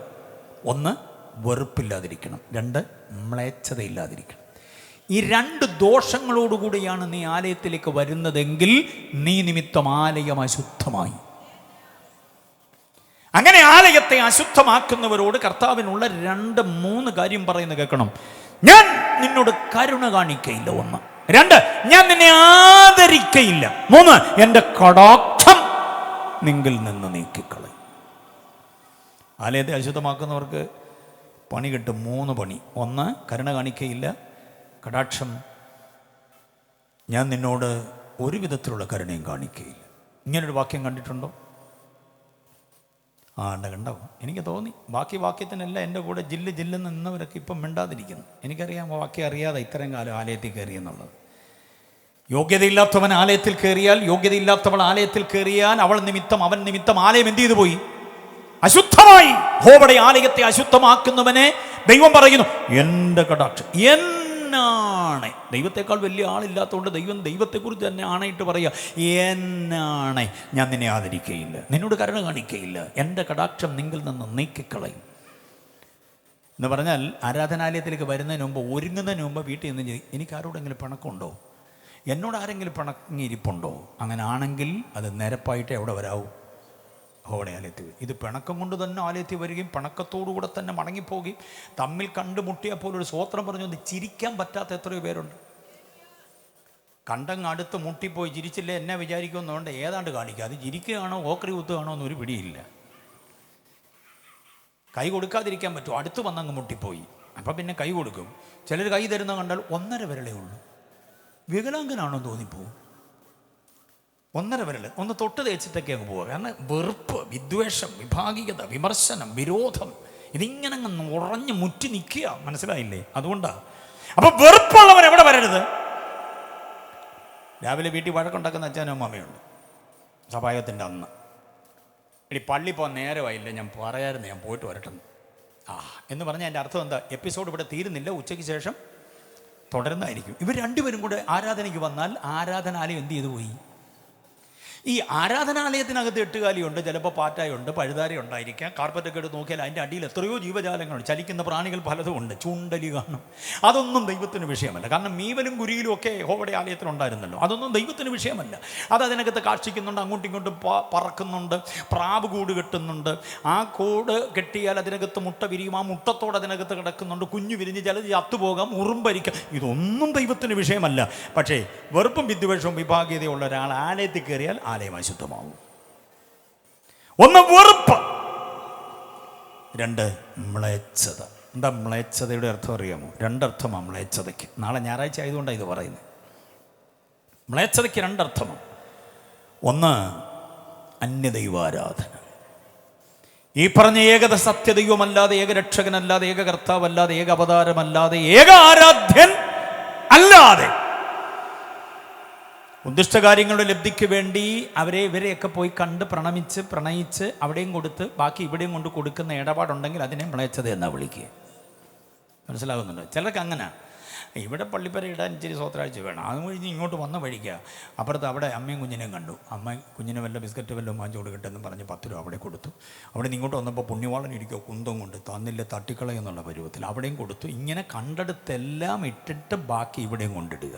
ആരെങ്കിലുമൊക്കെ സാധിച്ചു തരട്ടെ എന്നാണ് നമ്മുടെ താല്പര്യം. അതിന് മ്ലേച്ഛതയെന്നാ പറയുക. നിന്റെ ദൈവമായ കർത്താവിനെയും എന്നല്ല വാക്യം, പിന്നെ നിന്റെ ദൈവമായ കർത്താവിനെ ആ മാത്രത്തിന് പ്രസക്തിയുണ്ട്. മാത്രം ആരാധിക്കണം. ആ മാത്രമല്ലാത്ത സകല ഇടപാടിനും മ്ലേച്ഛത എന്ന പേര്. അപ്പം മ്ലേച്ഛതയുടെ ഒന്നാമത്തെ അർത്ഥം മനസ്സിലായോ? രണ്ടാമത്തെ അർത്ഥമാണ് ഗുരുതരം. രണ്ടും ഗുരുതരമാണ്. രണ്ടാമത്തെ അർത്ഥം എന്താണെന്നറിയോ? മ്ലേച്ഛതയുടെ നിയമവിരുദ്ധ ലൈംഗികതയാണ്. കർത്താവിൻ്റെ രക്തത്താൽ വീണ്ടെടുക്കപ്പെട്ട ഈ ശരീരം പവിത്രമായി കാത്തുകൊള്ളണം. ഇതിന് അശുദ്ധി ബാധിക്കാൻ പാടില്ല. മനസ്സിലായില്ലേ? അവിവാഹിത ജീവിതത്തിലും വിവാഹ ജീവിതത്തിലും ലൈംഗിക പാപം വരാൻ പാടില്ല. അവിവാഹിത ജീവിതം എന്ന് പറഞ്ഞാൽ കുഞ്ഞുങ്ങളൊക്കെ കേൾക്കാൻ വേണ്ടി പറയുകയാണ്. WhatsApp, YouTube, Facebook, Twitter, Instagram അടക്കമുള്ള സോഷ്യൽ മീഡിയയിൽ ചവിട്ടിത്തെന്നി നീ മൂക്കും കുത്തി വീണു പോകരുത്. ഭോഗാലസ ജീവിതത്തിൻ്റെ ഇടപാടുകളിലൂടെ നീ പോകരുത്. അതിൻ്റെ നൂൽപ്പാലത്തിലൂടെ നീ യാത്ര ചെയ്യരുത്. നിൻ്റെ ശരീരം ദൈവം നാളെ നിനക്ക് തരാനിരിക്കുന്ന ജീവിത പങ്കാളിക്ക് മാത്രമുള്ളതാണ്. അത് വേറൊരുവൻ തൊട്ട് അശുദ്ധമാക്കരുത്. ഒരുവൾ അതിനെ ആസ്വദിക്കരുത്. മാതാപിതാക്കളോട് അവിശ്വസ്തത കാട്ടരുത്. Sunday school പഠിപ്പിച്ചവരോട് അവിശ്വസ്തത കാട്ടരുത്. സമൂഹത്തോട് നീ അവിശ്വസ്തത കാട്ടരുത്. നിൻ്റെ ശരീരം ദൈവം നിനക്ക് തരുന്ന ജീവിത പങ്കാളിക്ക് മാത്രമാണ്. ഇനി വിവാഹ ജീവിതത്തിൽ ഒരുത്തിക്കൊരുത്തൻ ഈ ബന്ധത്തിന് മാറ്റം സംഭവിക്കരുത്. മനസ്സിലായോ? ആയുഷ്കാലം മുഴുവനും ഒരുത്തനോട്, അത് ദൈവം കൂട്ടിയോജിപ്പിച്ച ജീവിത പങ്കാളിയോട്. അതല്ലാതെ ഏതെങ്കിലും വിധത്തിൽ ശരീരമോ മനസ്സോ വാക്കുകളോ വാചകങ്ങളോ ചാറ്റിങ്ങോ എന്തെങ്കിലുമൊക്കെ ആയിപ്പോയാൽ അതാണ് മ്ലേച്ഛത. എത്ര പേർക്ക് സ്തോത്രം പറയാൻ പറ്റും? അപ്പോൾ വെറുപ്പില്ലാതെ മ്ലേച്ഛതയില്ലാതെ, ഇതൊരു യൂത്ത് ക്യാമ്പായിരുന്നു, ഞാൻ നിന്നങ്ങ് പറഞ്ഞേനെ, നമ്മുടെ കുഞ്ഞുങ്ങളൊക്കെ അന്യാധീനപ്പെട്ടു പോകാതിരിക്കാൻ. കൺവെൻഷൻ ആയതുകൊണ്ട് ഇതൊക്കെ പറയുന്നതിന് വിഷയപരിമിതി ഉണ്ടല്ലോ. ഞാൻ മടങ്ങി വരിക. അപ്പം ഈ മ്ലേച്ഛതയും വെറുപ്പും ഇല്ലാത്തവരെ എവിടെ വരാവൂ? എവിടെ ആരെത്തി വരാവൂ? ഈ ചാലൻ രാജൻ വരുന്നൊരു ധ്വനിയൊന്ന് പാടിക്കഴിഞ്ഞാൽ പിന്നെ അമ്മമ്മയെ പിടിക്കാൻ 16 പേര് വേണം.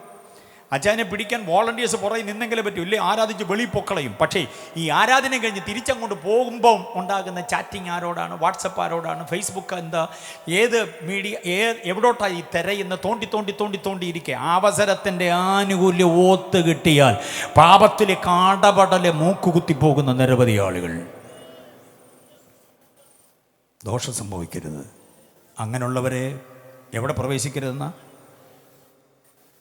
ജീവിതമൊക്കെ സുതാര്യമാണോ? ഭാര്യാഭർത്തൃ ബന്ധമൊക്കെ സുതാര്യമാണോ എന്നാണ് ചോദിക്കുക. വിവാഹ ദിവസം ഓർമ്മയുണ്ടോ? അയ്യോ, ചിലരുടെ മുഖം എൻ്റെ നേരെ കലിപ്പിക്കുന്നു. അതൊന്നും ഓർപ്പിക്കാതെ പാസ്റ്റേ പാറ്റ് ഞങ്ങൾ മറക്കാൻ ശ്രമിക്കുന്നതൊക്കെ പാസ്റ്റ് പിന്നെ ഓർപ്പിക്കുകയാണോ എന്ന്. വിവാഹ ദിവസം ഓർക്കണം.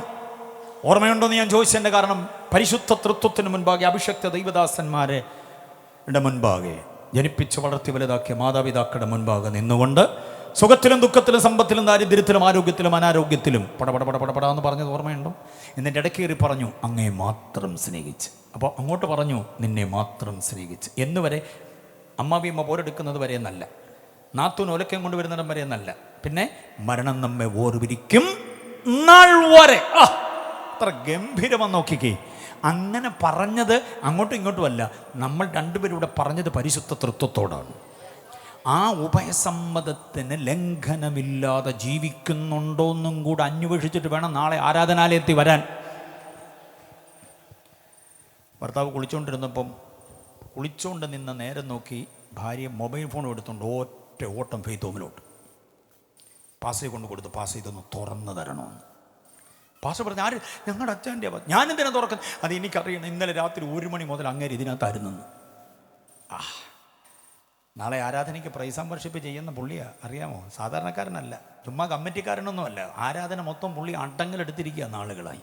കീബോർഡിൻ്റെ വെളുത്തതും കറുത്തതുമായ കട്ടകളിലൂടെ തൻ്റെ വിരലൊന്ന് ഓടിയാൽ എന്നാ ആത്മീയ ആന്തോളനമെന്നറിയാമോ? ആ പുള്ളിയുടെ ഫോണാണ് പാസ് കൊണ്ട് കൊടുത്തത്. പാസ് അല്പം സൈബർ പരിജ്ഞാനമൊക്കെ ഉള്ള പുള്ളി. ആകപ്പാടെ നോക്കിയിട്ട് ഒരു രക്ഷയില്ല. അപ്പോഴാണ് മറ്റേ പുള്ളി മൂളിപ്പാട്ടുമൊക്കെ പാടി ബാത്റൂമിൽ നിന്ന് ഇറങ്ങി വന്നപ്പം മോള് വന്ന് പറഞ്ഞു, പപ്പ പണി കിട്ടിയെന്ന് തോന്നുന്നു. എന്തോന്നാടി? പപ്പയുടെ മൊബൈലും കൊണ്ട് മമ്മി ഇതേ പോയിട്ടുണ്ട് ഫെയ്ത്ത് ഹോമിലോട്ട്. കയ്യിൽ പോലും മാറി കൊടുക്കാതെ പാവൻ ടർക്കി മാത്രം കൊടുത്തുകൊണ്ട് ഫെയ്ത്ത് ഹോമിലോട്ട് പോഞ്ഞു. ഫുൾ ഡ്രസ്സിൽ മാത്രം ആരാധനയ്ക്ക് വന്നിട്ടുള്ള മനുഷ്യൻ ടർക്കി മാത്രം കൊടുത്ത് ഫെയ്ത്ത് ഹോമിലേക്ക് പോകുന്ന എല്ലാം നാട്ടുകാരിങ്ങനെ കണ്ടുകൊണ്ടിരിക്കുകയാണ്. ചെന്നപ്പോൾ പാസ്റ്ററുടെ ഭാര്യ, ഇദ്ദേഹത്തിൻ്റെ ഭാര്യ, പാസ്റ്റർ, 3 പേരും കൂടെ അവിടെ നിൽക്കുന്നു. ഓടി അങ്ങോട്ട് വന്ന് പാസ്റ്റർ ഇങ്ങനെ തട്ടിയെടുക്കാൻ സമയം പാസ്റ്റർ പറഞ്ഞുകൊണ്ട് പറയും, എന്താ പ്രശ്നം? നിങ്ങൾ തമ്മിൽ എന്താ പ്രശ്നം? പക്ഷേ അത് എൻ്റെ മൊബൈൽ, താങ്കളുടെ മൊബൈൽ ഫോണാണെന്ന് എനിക്ക് മനസ്സിലായി. എന്താ അത് ഓടി എന്തേ കൊണ്ട് തരാനുള്ള കാരണം എന്താണെന്ന് പറ. എന്താ ഇതിനകത്ത് പ്രശ്നം? ഒന്നുമില്ല പ്രശ്നം, ഇവക്ക് വെറുതെ സംശയമാണ്. എൻ്റെ പാസ്റ്ററെ സംശയമല്ല. മാമൻ ചങ്കത്തടിച്ച് കരയാൻ തുടങ്ങി. ഞാൻ പറഞ്ഞില്ല, ഇന്നലെ രാത്രി, ഇന്നലെ മാത്രമല്ല പാസ്റ്റർ, മിക്കപ്പോഴും ഇങ്ങനെ ഞാൻ ഉറങ്ങിയെന്ന് വന്നാൽ ഇങ്ങനെ ഇതെടുത്തോണ്ട് വെളിയിൽ പോകും. രാത്രി മുഴുവൻ കുറേ സമയം കഴിഞ്ഞാൽ തിരിച്ചു വരിക. അതാരാന്ന് എനിക്കറിയണം. പാസ്റ്റർക്കറിയാമല്ലോ, എത്രയോ വർഷം പാസ്റ്റർ ഇവിടെ സ്ഥലം മാറി വന്ന അന്ന് മുതൽ പുള്ളിയല്ലേ ഇവിടുത്തെ പ്രൈസ് ആൻഡ് വർഷിപ്പും കാര്യങ്ങളും എല്ലാം. ഈ ഇടപാട് എനിക്കിനി ജീവിക്കേണ്ട പാസ്റ്റർ, ഞാൻ ഇതിനൊരു പരിഹാരം പാസ്റ്റർ വരുത്തിയില്ലെങ്കിൽ ഞാൻ ചാവും. ആഹാ, പാസ്റ്റർ വരട്ടി പറ, ഇതിൻ്റെ പാസ്വേഡ് എന്തുവാ? പുള്ളി പറയത്തില്ല. അപ്പോൾ പുള്ളിക്കാർ പറഞ്ഞു, പാസ്റ്റർ എൻ്റെ പേരായിരിക്കും. പുള്ളിക്കാരുടെ പേരടിച്ചിട്ട് മൊബൈൽ മിണ്ടുന്ന പോലുമില്ല. വിവാഹം കഴിഞ്ഞ് 8 വർഷം കഴിഞ്ഞ പാസ്റ്റർ, ഞങ്ങൾക്കൊരു കുഞ്ഞുണ്ടായത്. ആ കുഞ്ഞിന് ഞങ്ങൾ ഇട്ടിരിക്കുന്ന പേര് ആൻമരിയ എന്നാണ്. അന്ന് അടിച്ചു നോക്ക് പാസ്റ്റർ, ആൻമരിയ എന്ന് അടിച്ചിട്ട് ഒരനക്കവും ഇല്ല. പാസ്റ്റർക്ക് ദേഷ്യം വന്നു. പാസ്റ്റർ പറഞ്ഞതേ, എനിക്ക് പ്രസംഗിക്കാനും അന്യഭാഷ പറയാനും മാത്രമല്ല, അടി ഞാൻ തരും, മര്യാദയ്ക്ക് പറയാം. എന്തുവാ ഇതിൻ്റെ പാസ്വേഡ്? അത് പാസ്വേഡല്ല പാസ്റ്റർ, ഒരു വോയിസ് ലോക്കാന്ന് പറഞ്ഞു. വോയിസ് ലോക്ക് അതെന്തോന്നാ? അത് ഒരു വോയിസ് പറഞ്ഞാൽ തുറക്കും. ഞാൻ പറഞ്ഞാൽ മതിയോ? ഇല്ല പാസ്റ്റർ പറഞ്ഞാൽ പറ്റത്തില്ല, ഞാൻ തന്നെ പറയണം. എന്നാൽ പറയാൻ പറഞ്ഞു. മൊബൈലെടുത്ത് അങ്ങോട്ട് വെച്ചു കൊടുത്തു, വാഴ ചുണ്ടോട് അടുപ്പിച്ചു കൊടുത്തു. ഈ മഹാഭാവി അവൻ്റെ ഫോൺ തുറക്കാൻ പറഞ്ഞ വോയിസ് കേൾക്കണോ? സ്തോത്രം. സഭയും കബളിപ്പിച്ച്, ഭാര്യയും കബളിപ്പിച്ച്, മക്കളെയും കബളിപ്പിച്ച്, ഇടവകയും കബളിപ്പിച്ച്, പാസ്റ്ററേയും കബളിപ്പിച്ച്, ആത്മീകനായി നടക്കുന്നവനൊന്നും കയറിയിരിക്കാനുള്ളതല്ല ആലയം. വിശ്വസ്തതയുടെ, വിശുദ്ധിയുടെ, വിവേകത്തിൻ്റെ, വിനയത്തിൻ്റെ, എളിമയുടെ, താഴ്മയുടെ, ക്രിസ്തുഭാവത്തിൻ്റെ തനിമയുള്ളവൻ മാത്രമേ ആലയത്തിൽ വരാവൂ. അല്ലാത്തവൻ വന്നാൽ ആലയം അശുദ്ധമാകും. അല്ല, വാക്യം കിട്ടിയോ? ഞാനിവിടെ നോക്കുകയായിരുന്നു, ചിലർ തപ്പുക, വെളിപ്പാടും കഴിഞ്ഞ് തപ്പുക, പിന്നെ കിട്ടിയില്ല അങ്ങനൊരു വാക്യം. യെഹെസ്കേൽ പ്രവചനം 5-ാം അധ്യായം അതിൻ്റെ 11-ാം വാക്യം. യെഹെസ്കേൽ 5:11. ആരൊക്കെ 1-2 പേര് കണ്ടല്ലോ, സ്തോത്രം. അവരുടെ ജാമ്യത്തിൽ എല്ലാവരും വെറുതെ വിട്ടിരിക്കുന്നു. യെഹെസ്കേൽ 5:11 ഒരിക്കലും മറക്കല്ലേ. ആരാധനയ്ക്ക് വരുന്ന നേരത്ത് ഈ വാക്യം മനസ്സിൽ മന്ത്രണമായി വരണം. എനിക്കാരോടെങ്കിലും വെറുപ്പുണ്ടോ? എൻ്റെ ശരീരം മ്ലേച്ഛതയിലേക്ക് പോയോ? എൻ്റെ സോഷ്യൽ മീഡിയ ബന്ധം എന്നെ മ്ലേച്ഛതയിലേക്ക് നയിച്ചോ?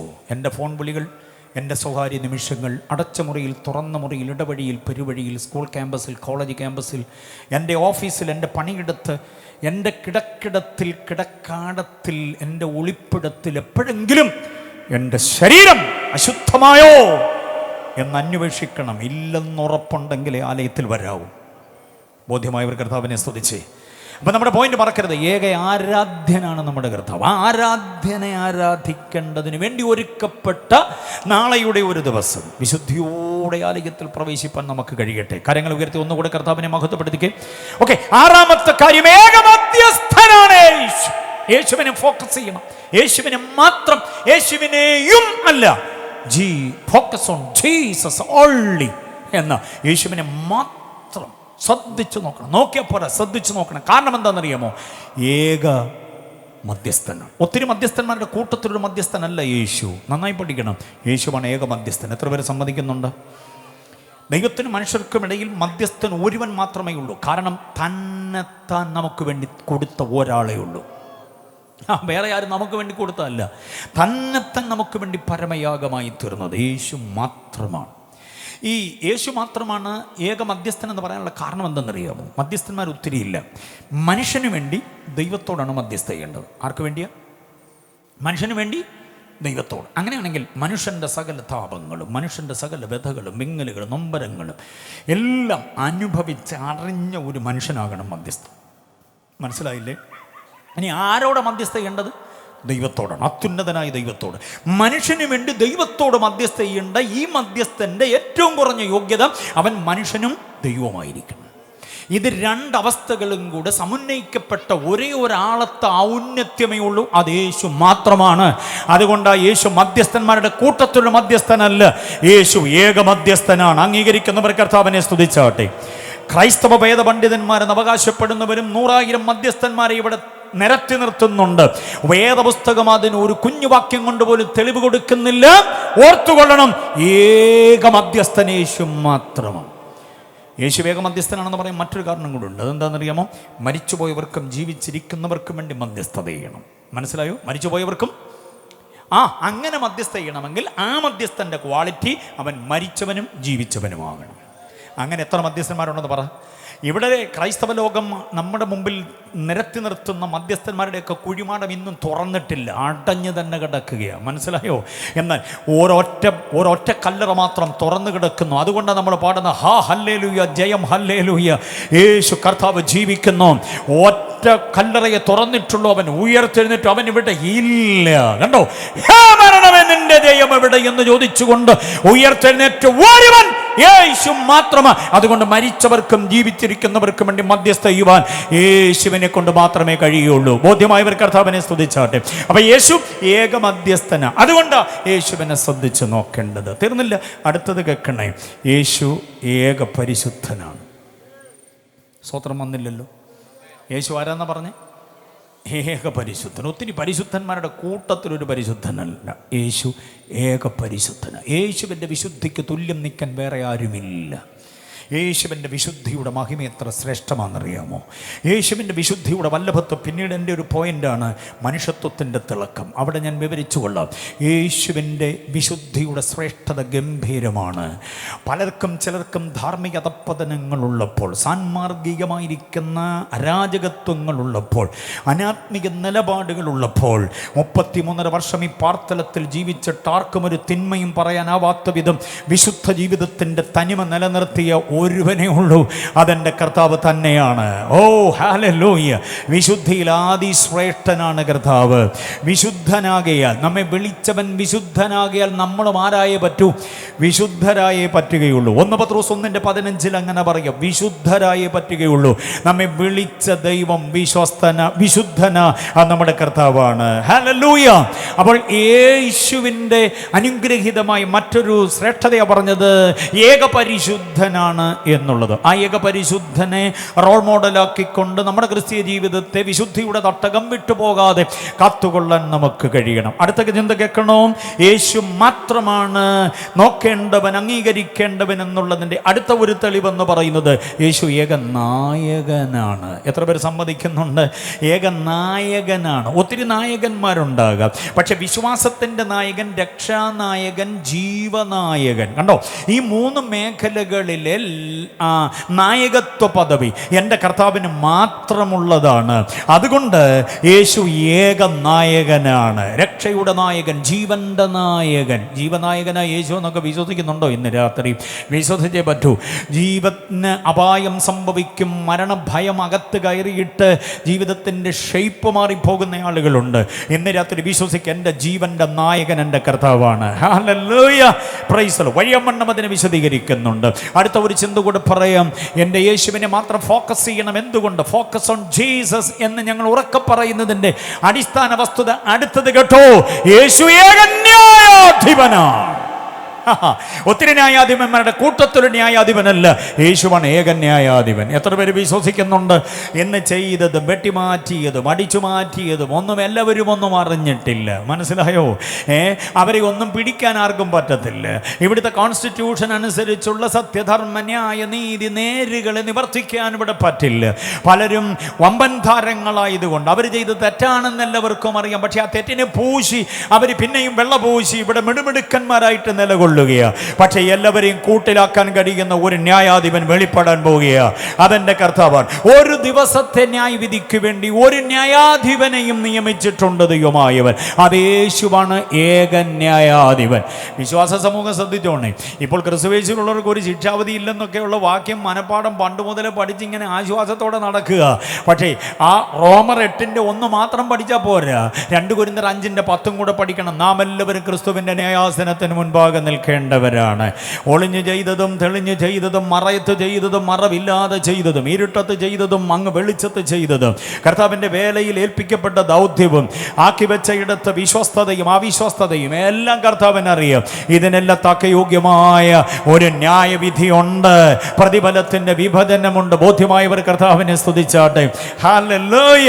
തീർച്ചയായും നമ്മളത് അറിയാതെ പോകരുത്. ഹല്ലേലൂയ. അപ്പോൾ ഈ പറയപ്പെട്ട ന്യായമായ കാരണങ്ങൾ നിമിത്തമാണ് യേശുവിനെ ശ്രദ്ധിച്ച് നോക്കണമെന്ന് പറയുന്നത്. എബ്രായ ലേഖനം 3:1 മനസ്സിലായോ? നിങ്ങൾ ആരെ നോക്കണമെന്ന്? യേശുവിനെ. അതിന് ഞാൻ ഈ പറഞ്ഞ 7-10 കൂട്ടം ന്യായങ്ങൾ അടുക്കടുക്കായി പഠിക്കേണ്ടതുണ്ട്. സമയം വേഗം മുൻപോട്ട് പോകുന്നല്ലോ. അടുത്ത ചിന്തയിലേക്ക് ഞാൻ വരാം. ഞാൻ ഈ പറഞ്ഞ ഏകദേശം 10 കാര്യങ്ങൾ പറഞ്ഞു എന്ന് എനിക്ക് തോന്നുന്നു. ആ ചിന്തകളെല്ലാം യേശുവിനെ മാത്രം ഫോക്കസ് ചെയ്യേണ്ടതിൻ്റെ അടിസ്ഥാന വിവരങ്ങളാണ്. ഇനി രണ്ടാമതൊരു ഭാഗം തരാം. യേശുവിൻ്റെ മനുഷ്യത്വത്തിൻ്റെ തിളക്കമാണ്. യേശുവിനെ ശ്രദ്ധിച്ച് നോക്കേണ്ടതിൻ്റെ അടിസ്ഥാന കാരണം അത് യേശുവിൻ്റെ മനുഷ്യത്വത്തിൻ്റെ തിളക്കമാണ്. മനുഷ്യത്വത്തിൻ്റെ തിളക്കത്തിന് 3 വാക്യങ്ങളോടുകൂടെ അനുഗ്രഹീതമായൊരു ചിന്ത ഞാൻ നിങ്ങളുടെ പരമാർത്ഥ മനസ്സിലേക്ക് പാകിവെക്കാം. യേശുവിൻ്റെ മനുഷ്യത്വത്തിൻ്റെ തിളക്കം.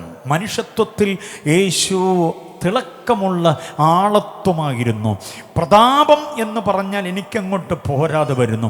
ഉത്തുംഗപ്രതാപമെന്ന് പറയണം. യേശുവിൻ്റെ മനുഷ്യത്വത്തിൻ്റെ ഉത്തുംഗപ്രതാപം എന്ന് പറഞ്ഞാൽ ഒരു കുറ്റവും തെറ്റും പറയാനില്ലാത്ത വിധം ഉള്ള തൻ്റെ ആ വ്യക്തിത്വത്തിൻ്റെ മഹാത്മ്യത. 3 വാക്യങ്ങൾ ഏതൊക്കെയാ? അക്കമിട്ട് ചിന്തിക്കണം.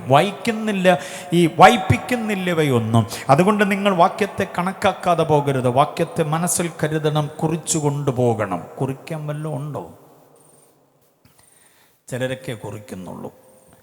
ഇവിടെ നിന്ന് നോക്കുമ്പോൾ കാണാമല്ലോ എല്ലാവരെയും. ചിലർ കുറിക്കുന്നുണ്ട്, ചിലർ കുറിക്കുന്നുണ്ട്. അങ്ങനെയുണ്ട്. ഓക്കെ. കൺവെൻഷൻ യോഗത്തിനൊക്കെ വരുമ്പോൾ കുറിച്ചെടുക്കൊണ്ട് പോകാൻ എന്തെങ്കിലുമൊക്കെ കൊണ്ടുവരണം. കാരണം ഈ വാക്യങ്ങളൊക്കെ വീട്ടിൽ ചെന്ന് തലയും കുത്തി നിന്നാൽ കിട്ടത്തില്ല. അല്ല, അങ്ങനൊരു വാക്യം പറഞ്ഞാൽ അത് നല്ല പാർട്ടിയോടാണ് ചോദിച്ചത്, പുള്ളി അത് മറന്നിട്ട് ഇവിടുന്നേ മറന്നാ പോയി. അപ്പോൾ പിന്നെ ആര് സഹായത്തിന് കിട്ടും നമുക്ക്? പിന്നെ ഇത് ഓൺലൈൻ ഉള്ളത് കൊണ്ട് ഒന്നുകൂടെയൊക്കെ കാണുന്നതും കേൾക്കുന്നതും നല്ലതായിരിക്കും. ഓക്കെ, അങ്ങനെ ഒരാശയത്തിൽ ആ ഒരു താല്പര്യത്തിലിരിക്കാം. ഈ വാക്യം മറന്നു പോകരുത്. 3 വാക്യങ്ങൾ ഞാൻ പറയാം. ഒന്ന് ലൂക്കോസ് 1:35 വാക്യം. ലൂക്കോസ് 1:35. മറിയയ്ക്ക് കിട്ടുന്ന അനുഗ്രഹീതമായിരിക്കുന്ന പ്രവചനിക ദൂത്. അത്യുന്നതന്റെ ശക്തി നിന്റെ മേൽ നിന്നിടും. അപ്പോൾ ഉണ്ടാകുന്ന പ്രജ അല്ല, അപ്പോൾ ഉണ്ടാകുന്ന കുഞ്ഞ്, അപ്പോൾ ഉണ്ടാകുന്ന പൈതൽ, അങ്ങനൊന്നുമല്ല പറയുന്നത്. പിന്നെന്താ പറഞ്ഞിരിക്കുന്നത്? അപ്പോൾ ഉണ്ടാകുന്ന വിശുദ്ധ പ്രജ. ഗബ്രിയേൽ ദൂതൻ പറഞ്ഞ ആ വാക്കിന് തെല്ലും മാറ്റം വരാതെ ജനിക്കുന്നതിന് മുൻപേ വിശുദ്ധ പ്രജയെന്ന് പ്രഖ്യാപനം ചെയ്യപ്പെട്ട ആ കർത്താവ് ജനിച്ച ശേഷം ജീവിതത്തിൻ്റെ ഘട്ടങ്ങൾ അങ്ങ് 33.5 വയസ്സിൽ അങ്ങ് തീരുന്നത് വരെ നമുക്ക് വേണ്ടി തന്നെത്താൻ പരമയാഗമാക്കി ഏൽപ്പിച്ചു കൊടുക്കുന്നത് വരെ ആരായിരുന്നെന്നാ? വിശുദ്ധനായി തന്നെ ജീവിച്ചു. ഹല്ലേലൂയ. അതിനൊക്കെ സ്തോത്രം പറഞ്ഞേ പറ്റൂ പ്രിയരെ. അങ്ങനെ ഭൂമിയിൽ 33.5 വർഷം ആരുടെയും ഒരു തെറ്റും ആർക്കും ഒരു കുറ്റവും കാണിക്കാനില്ലാത്ത വിധം ജീവിച്ച ആരുമില്ലിവിടെ. യേശു മാത്രമേ ഉള്ളൂ. അതുകൊണ്ടാണ് ഞങ്ങൾ ഫോക്കസ് ചെയ്യുന്നത് യേശുവിനെ തന്നെ. അതുകൊണ്ടാണ് യേശു ഞങ്ങളുടെ ശ്രദ്ധയായി മാറുന്നത്. അതുകൊണ്ടാണ് യേശു ഞങ്ങളുടെ ആശയും ആവേശവും ഞങ്ങളുടെ പ്രതീക്ഷയും ഞങ്ങളുടെ പ്രത്യാശയും ഞങ്ങളുടെ എല്ലാമായി മാറുന്നതിൻ്റെ കാരണമത് യേശു ഞങ്ങളുടെ സങ്കേതമാ, ശരണമാ, ശൈലമാ, കോട്ടയാ, പരിചയ, അഭയസ്ഥാനമാ, ദുർഗമാണ്, എല്ലാറ്റിനും എല്ലാമാണ്, ഞങ്ങളുടെ ജീവന്റെ ജീവനാണ്. കാരണം എന്താ? വിശുദ്ധിയോടെ ജീവിച്ചവനായി യേശു. യേശുവിനെ കുറിച്ച് മാത്രം ഇങ്ങനെ കേട്ടോണ്ട് നിൽക്കുന്ന സന്തോഷമാണോ? അതോ ഗോലിയാത്തിനെ ഇറക്കി വിടണോ? ശിംശോന്റെ കയ്യിലെ പച്ചത്താടിയിലും ദാവീദിൻ്റെ കവണയും ഏലിയാവിൻ്റെ കയ്യിലെ വാളും ഒക്കെ ആയിട്ട് നിൽക്കണോ ഇന്ന് രാത്രി? അവരോടൊക്കെ വീട്ടിൽ പോയിരിക്കാൻ പറഞ്ഞിട്ട് ഞാനും എൻ്റെ മോനോട് ഇന്ന് യേശുവുമായിട്ട് ഇവിടെ വന്നേക്കുന്നേ.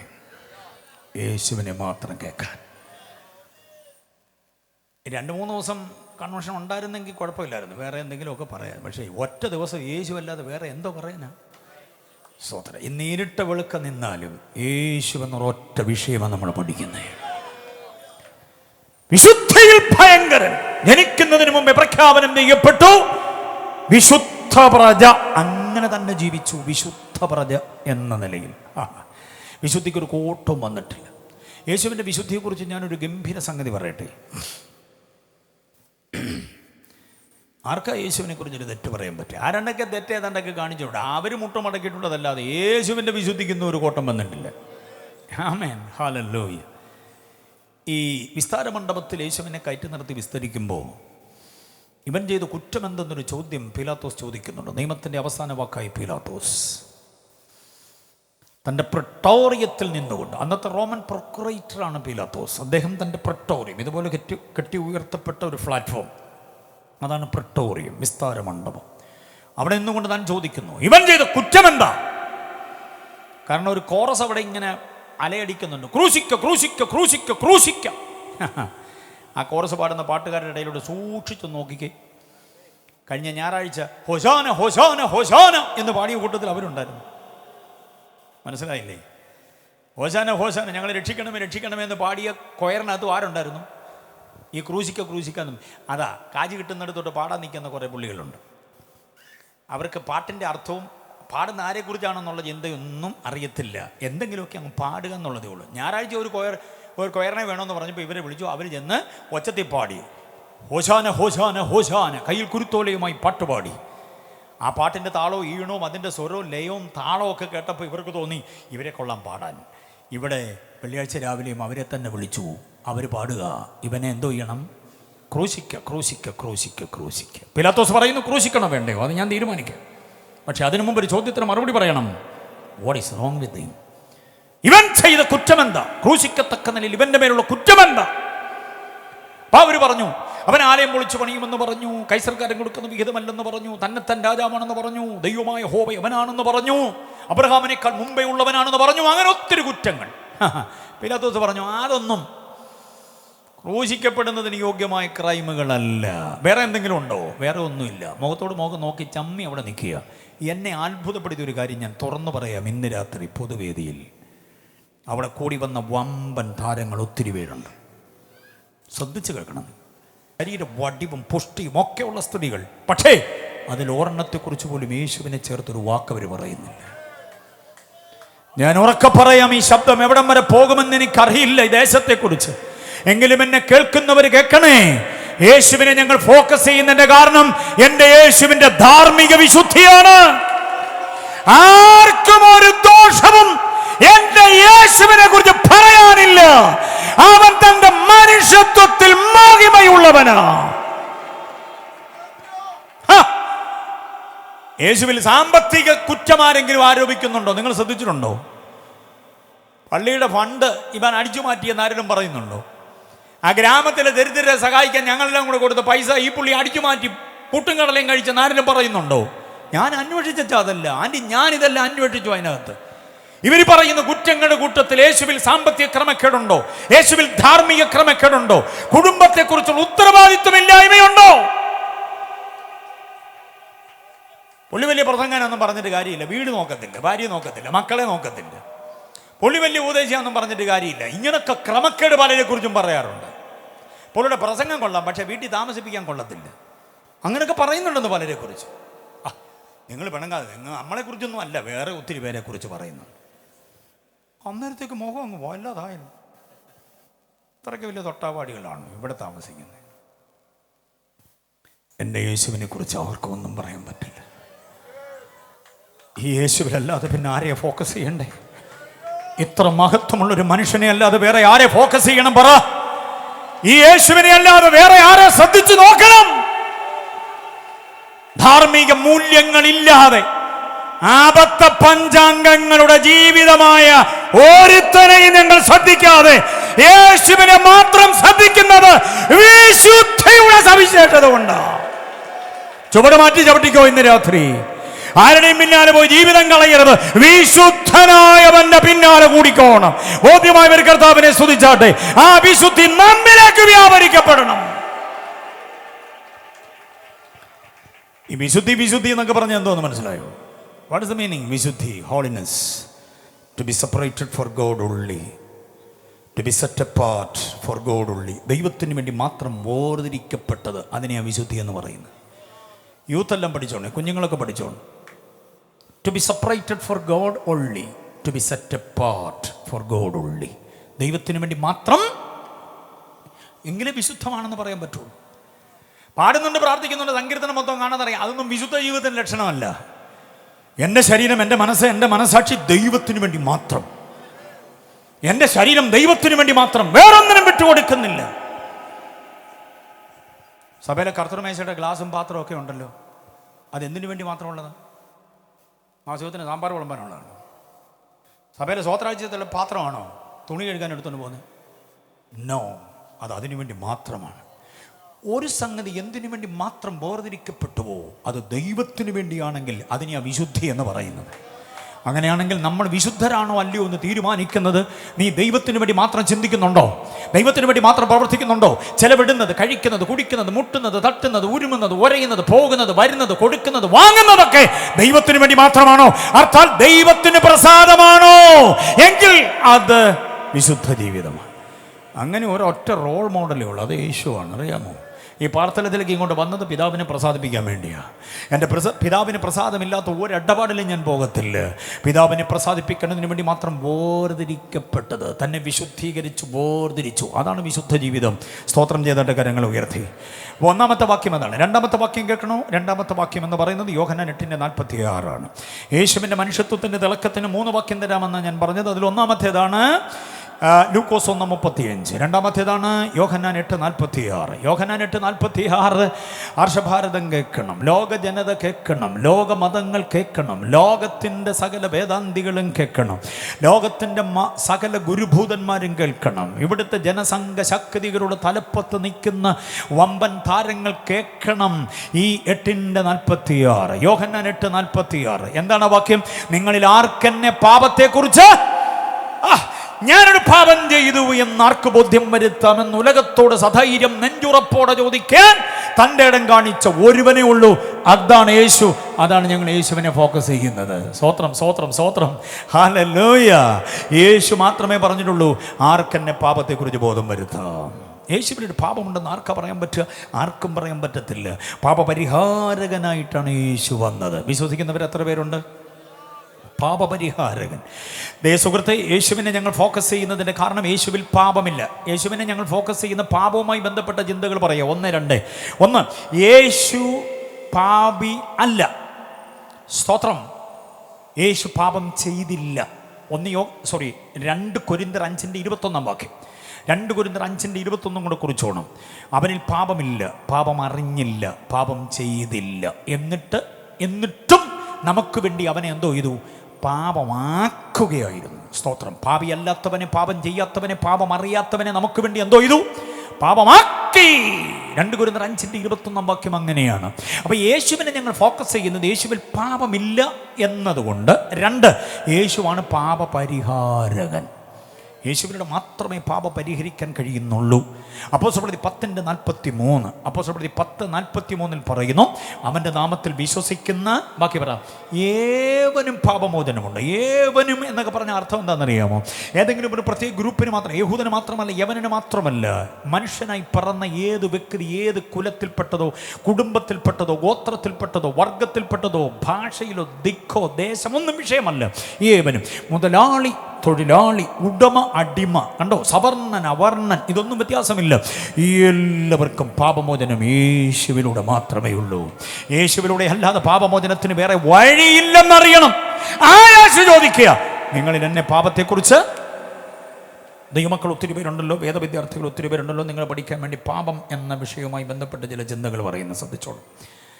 പാപം എന്ന പദം ആദ്യം ബൈബിളിൽ എവിടെയാണെന്നറിയാമോ? പാപം എന്ന പദം ആദ്യം ബൈബിളിൽ എവിടെ? മിക്കവാറും എല്ലാം ഉൽപ്പത്തിയിലാണല്ലോ. അതെങ്കിലും ഓർത്തങ്ങ് പറ, ഉൽപ്പത്തിയാണ്. ഉൽപ്പത്തി 4:7 വാക്യമാണ് പാപം എന്ന പദം. പാപം നിന്റെ വാതിക്കൽ. പാപം ചെയ്തത് മനുഷ്യനാണെങ്കിൽ പാപം എന്ന പദം ആദ്യം ഉരിയാടുന്നത് ദൈവമായ യഹോവ തന്നെയാണ്. പാപം നിന്റെ വാതിക്കൽ കിടക്കുന്നു, അതിൻ്റെ ആഗ്രഹം നിന്നോടാകുന്നു. 4:7 വാക്യം മറക്കരുത്. ആഗ്രഹം എന്ന പദത്തിന് എബ്രായ പദത്തിൽ കൊടുത്തിരിക്കുന്നത് പിടിച്ചടക്കുവാനുള്ള വ്യഗ്രത, തൻ്റേതാക്കാനുള്ള താല്പര്യം. ഉണ്ടോ? വിട്ടുകൊടി. ശ്രദ്ധിച്ച് പഠിക്കണേ പ്രയോഗം. അതിൻ്റെ ആഗ്രഹം നിന്നോടാകുന്നു എന്ന 4:7 വാക്യം അല്പശാന്തമായി പഠിക്കാൻ തയ്യാറാകൂ. പാപം നിന്റെ വാതിക്കൽ കിടക്കുന്നു, അതിൻ്റെ ആഗ്രഹം. നിന്നോട് ആഗ്രഹം എന്നവിടെ കൊടുത്തിരിക്കുന്ന ഒരു എബ്രായ പദം തെഷൂക്ക് തെഷുക്കാഹ് എന്ന തെഷുക്കാഹ്. ഓക്കെ, അതിൻ്റെ അർത്ഥമെന്ന് പറയുന്നത് പിടിച്ചടക്കുക, തൻ്റേതാക്കുക, വിട്ടുകൊടുക്കാതിരിക്കുക. അപ്പോൾ പാപത്തിനൊരാഗ്രഹമുണ്ട് നമ്മെക്കുറിച്ച്. വേറെ ആർക്കും നമ്മൾ എന്ത് ചെയ്യത്തില്ല, വിട്ടുകൊടുക്കത്തില്ല. സ്തോത്രം. ഈ തെഷുക്ക ഉപയോഗിക്കുന്ന പഴയ നിയമത്തിൽ വേറൊരു വാക്യം കേൾക്കണോ? ഇത് രണ്ടും കൂടെ സമ്മേളിപ്പിക്കണം, അപ്പോഴാണ് ആശയത്തിൻ്റെ ഗംഭീര്യത മനസ്സിലാകുക. ഉത്തമഗീതം 7:11 വാക്യം. ഉത്തമഗീതം 7:11. ഞാൻ എൻ്റെ പ്രിയനുള്ളവൾ, എൻ്റെ പ്രിയൻ്റെ ആഗ്രഹം എന്നോടാകുന്നു. എൻ്റെ പ്രിയൻ്റെ ആഗ്രഹം ആരോടാ? എന്നോട്. അവിടെ കൊടുത്തിരിക്കുന്ന പദം തെഷുക്കാകാണ്. അപ്പോൾ പ്രിയന് എന്നോട്, ശ്രദ്ധിച്ചേ, പ്രിയന് എന്നോടൊരാഗ്രഹം, പാപത്തിനും എന്നോടൊരാഗ്രഹം. ഏതാഗ്രഹത്തിന് നീ വിട്ടുകൊടുക്കുന്നെ? പ്രിയൻ്റെ ആഗ്രഹത്തിന് വിട്ടുകൊടുക്കുമോ പാപത്തിൻ്റെ ആഗ്രഹത്തിന് വിട്ടുകൊടുക്കും? രണ്ടാഗ്രഹത്തിനും കൊടുത്തിരിക്കുന്ന പദം തെഷുക്കാഹാണ്. അതിൻ്റെ അർത്ഥം പിടിച്ചടക്കുക, പിടിച്ചടക്കുക, തൻ്റേതാക്കുക. പ്രിയൻ ആഗ്രഹിക്കുന്നു എൻ്റേതാകണം നീ, പാപം ആഗ്രഹിക്കുന്നു നീ എൻ്റേതാകണം, എനിക്ക് നിന്നിൽ വസിക്കണം. പ്രിയനും അത് ആഗ്രഹിക്കുന്നത് കർത്താവിന് നമ്മിൽ വസിക്കണം. ഈ രണ്ടാഗ്രഹങ്ങളുടെ ശക്തമായ സമ്മർദ്ദത്തിനിടയിലാണ് നമ്മൾ നിൽക്കുക. ആർക്ക് നമ്മൾ വിട്ടുകൊടുക്കും എന്നുള്ളതിനെ അടിസ്ഥാനമാക്കിയാണ് നമ്മൾ ആത്മീകനോ അനാത്മീകനോ എന്നറിയുന്നത്. ഞായറാഴ്ച പ്രിയനും ബാക്കിയുള്ള ദിവസത്തിൽ പാപത്തിനും വിട്ടുകൊടുത്തുകൊണ്ടുള്ള ഇരട്ടത്ത ആത്മീകതയുണ്ടല്ലോ, നിന്നെ അപകടത്തിൽ കൊണ്ടെത്തിക്കും. പാപം എന്ന വസ്തുതയെക്കുറിച്ച് ആഴത്തിൽ പഠിക്കണം. 1-2 ചിന്തകളുടെ പാപവുമായി ബന്ധപ്പെട്ട് തരട്ടെ. ആദ്യം 34:7 ഏറ്റവും ഒടുവിൽ വെളിപ്പാട് 18:5 പാപമെന്ന പദമുള്ളത്. ഈ രണ്ട് അങ്ങേയറ്റവും ഇങ്ങേയറ്റവും പഠിക്കണം. 4:7 തുടക്കം, വെളിപ്പാട് 18:5 ഒടുക്കം. ബാബിലോണിൻ്റെ പാപമെന്ന് പറയുന്നുണ്ട്. ഇനി ശ്രദ്ധിച്ച്, 4:7 മുതൽ വെളിപ്പാട് 18:5 വരെ 570 തവണയാണ് പാപമെന്ന പദം ബൈബിളിലുള്ളത്. എത്ര തവണ? 570, 570 തവണ. ഇതിൽ ഏറ്റവും കൂടുതൽ 55 പ്രാവശ്യം പാപമെന്ന പദം ഉപയോഗിച്ചിട്ടുള്ളൊരു പുസ്തകം റോമാലേഖനമാണ്. പാപത്തെക്കുറിച്ച് ഇത്ര ഗംഭീരമായി പഠിക്കാൻ പറ്റിയൊരു പ്രബന്ധം വേറെയില്ല. 55 തവണയുണ്ട്. സ്തോത്രം. ലേവ്യ പുസ്തകമാണ് രണ്ടാമത്. 32 പ്രാവശ്യം പാപമെന്ന പദമുണ്ട്. മനസ്സിലായോ? അത് കഴിഞ്ഞാൽ ഒറ്റ പുസ്തകത്തിൽ പാപത്തിൻ്റെ പദം എണ്ണിയാൽ 5 അധ്യായമുള്ള 1 യോഹന്നാന്റെ ലേഖനത്തിൽ 27 പ്രാവശ്യം പാപമെന്ന പദമുണ്ട്. പാപമെന്ന പദത്തെ അങ്ങനെ സമഗ്രമായി പഠിക്കണം. എബ്രായ ലേഖനത്തിൽ 23 പ്രാവശ്യമുണ്ട്. ഈ 570 തവണ പാപമെന്ന ബൈബിൾ പരാമർശിക്കുമ്പോൾ അതിലേറ്റവും കനത്ത വാക്യം ഏതാണെന്നറിയാമോ? കുഞ്ഞുങ്ങളെ കേൾക്കാൻ വേണ്ടി പറയുക, യൂത്ത് ശ്രദ്ധിച്ചോണം. 4-ാം സങ്കീർത്തനം 4-ാം വാക്യം, നടുങ്ങുവിൻ. ബാക്കി പറ. വേദപുസ്തകത്തിന്റെ കനത്ത ശബ്ദമാണത്. നടുങ്ങണം പാപത്തിന് മുമ്പിൽ. ചെയ്യരുത്, അകന്നു നിന്നോണം. പാപത്തോട് എതിർത്ത് നിൽക്കണം. പ്രാണനെ വരെ വിട്ടുകൊടുത്തുകൊണ്ട് എതിർത്ത് നിന്നോണം പാപത്തോട്. ഉണ്ടോ? പാപമെന്ന പദം അത്ര ശക്തമാണ്. മമ്മിമാരും സഹോദരിമാരും ആൻറ്റിമാരും നമ്മുടെ പെൺകുഞ്ഞുങ്ങളൊക്കെ ഒന്ന് സന്തോഷിക്കാൻ ഒരു കാര്യം പറയാം അല്ലേ? ഇവരൊന്ന് സന്തോഷിച്ചോട്ടല്ലേ? അതിനൊന്നും കുഴപ്പമില്ലല്ലോ. പിന്നെ ഇവരുടെ സന്തോഷമല്ലേ നമ്മുടെ സന്തോഷം. ഇവരുടെ സന്തോഷത്തിന് വേണ്ടി ഒരു കാര്യം പറയാം. നിങ്ങളുടെ പേരിൽ ബൈബിളിൽ 2 പുസ്തകമുണ്ട്. ഏതൊക്കെയാണ്? രൂത്തും കണ്ടോ എന്നാ മുമ്പ് ചോദിച്ച ചോദ്യത്തിനൊന്നും മറുപടി പറയാത്ത പുള്ളികൾ ഇതിന് കൃത്യമായിട്ട് മറുപടി പറഞ്ഞു. അവരുടെ പേരിൽ 2 പുസ്തകമുണ്ട്. ഏതൊക്കെയാ? എസ്തേറും. ഈ 2 പുസ്തകത്തിലും പാപമെന്ന പദം ഇല്ല. സന്തോഷമായോ? അവരുടെ മുഖത്ത് കണ്ടോ എന്താ പ്രകാശം നോക്കി. അവരുടെ പേരിൽ അറിയപ്പെടുന്ന 2 പുസ്തകത്തിൽ എന്തോ ഇല്ല. അങ്ങനെ അങ്ങ് കുലുങ്ങി ചിരിക്കാൻ പറ്റട്ടെ. നിങ്ങളോ ഇതുണ്ടാക്കി വെച്ചേ. പാപമെന്ന ഇടപാടുണ്ടാക്കിയതാരാ? സ്വത്രം. എന്നിട്ട് നിങ്ങളുടെ പേരിലുള്ള പുസ്തകത്തിൽ എന്തോ ഇല്ല. അതാണ് സംഭവം. അതെങ്ങനെ പറ്റിയെന്നൊരു പിടിയില്ല. ഉത്തമഗീതത്തിലും ഇല്ല പാപം എന്ന പദം. ഉത്തമഗീതത്തിനകത്ത് മൊത്തം ശൂന്യമയാണല്ലോ നിറഞ്ഞു നിൽക്കുന്നത്. അതിനകത്ത് എന്തോ ഇല്ല, പാപമെന്ന പദമില്ല. ഓക്കെ, അപ്പൊ പാപം എന്ന് പറയുന്ന മാരകമായിരിക്കുന്ന ശക്തിയോട് ചെറുത്തു നിൽക്കുവാനുള്ള കരുത്ത് നമ്മൾ പ്രാപിച്ചേ പറ്റൂ. യേശു ചോദിക്കുന്നു, നിങ്ങളിൽ ആർക്കെന്നെ പാപത്തെക്കുറിച്ച്, പാപപരിഹാരത്തിന് വേണ്ടി വന്ന എൻ്റെ മേലൊരു പാപമുണ്ടെന്ന്, എൻ്റെ ക്രിയകളിൽ, എൻ്റെ നോട്ടത്തിൽ, എൻ്റെ ചിന്തകളിൽ പാപമുണ്ടെന്ന് ആർക്ക് പറയാം? എൻ്റെ ഇടപാടുകളിൽ ഞാൻ നിങ്ങളോടൊപ്പമായിരുന്നില്ലേ? 13-12 ചെറുപ്പക്കാർ എൻ്റെ ചുറ്റുവട്ടമുണ്ടായിരുന്നു. സുന്ദരികളായി തരുണിയമണികൾ എന്നോടൊപ്പം ഉണ്ടായിരുന്നു. ഞാൻ ബത്സദയിലും ബഥാന്യയിലും ബത്ഫാഗയിലും ഒക്കെ യാത്ര ചെയ്തില്ലേ? കെദ്രോണിലൂടെ എത്രയോ പ്രാവശ്യം അങ്ങുമിങ്ങും ഞാൻ കടന്നു. അങ്ങ് ഗദരദേശത്തേക്ക് തോണി തുഴഞ്ഞില്ലേ? ആലയത്തിൻ്റെ മുറ്റത്ത് എത്രയോ പ്രാവശ്യം, കഫർനഹൂമിൻ്റെ തെരുവീഥികളിൽ എത്രയോ പ്രാവശ്യം, നസറത്തിൻ്റെ മേഖലകളെല്ലാം, ഗലീലയുടെ പ്രാന്തപ്രദേശങ്ങൾ, ഫലസ്തീന, തെക്ക് വടക്ക് കിഴക്ക് പടിഞ്ഞാറ്, ഞാൻ യാത്ര ചെയ്യാത്ത ഭൂമിയുണ്ടോ? ഇല്ല. പക്ഷേ പറ, ഏതെങ്കിലും ഗ്രാമവാസിക്കോ പട്ടണവാസിക്കോ പറയാമോ ഞാനൊരു പാപം ചെയ്തു എന്ന്? അങ്ങനെ പാപത്തെക്കുറിച്ച് ചൂണ്ടിക്കാട്ടാനാവാത്ത വിധമുള്ളൊരു വ്യക്തിപ്രഭാവമാണ് എൻ്റെ യേശു. ഓ ഹല്ലേലൂയ.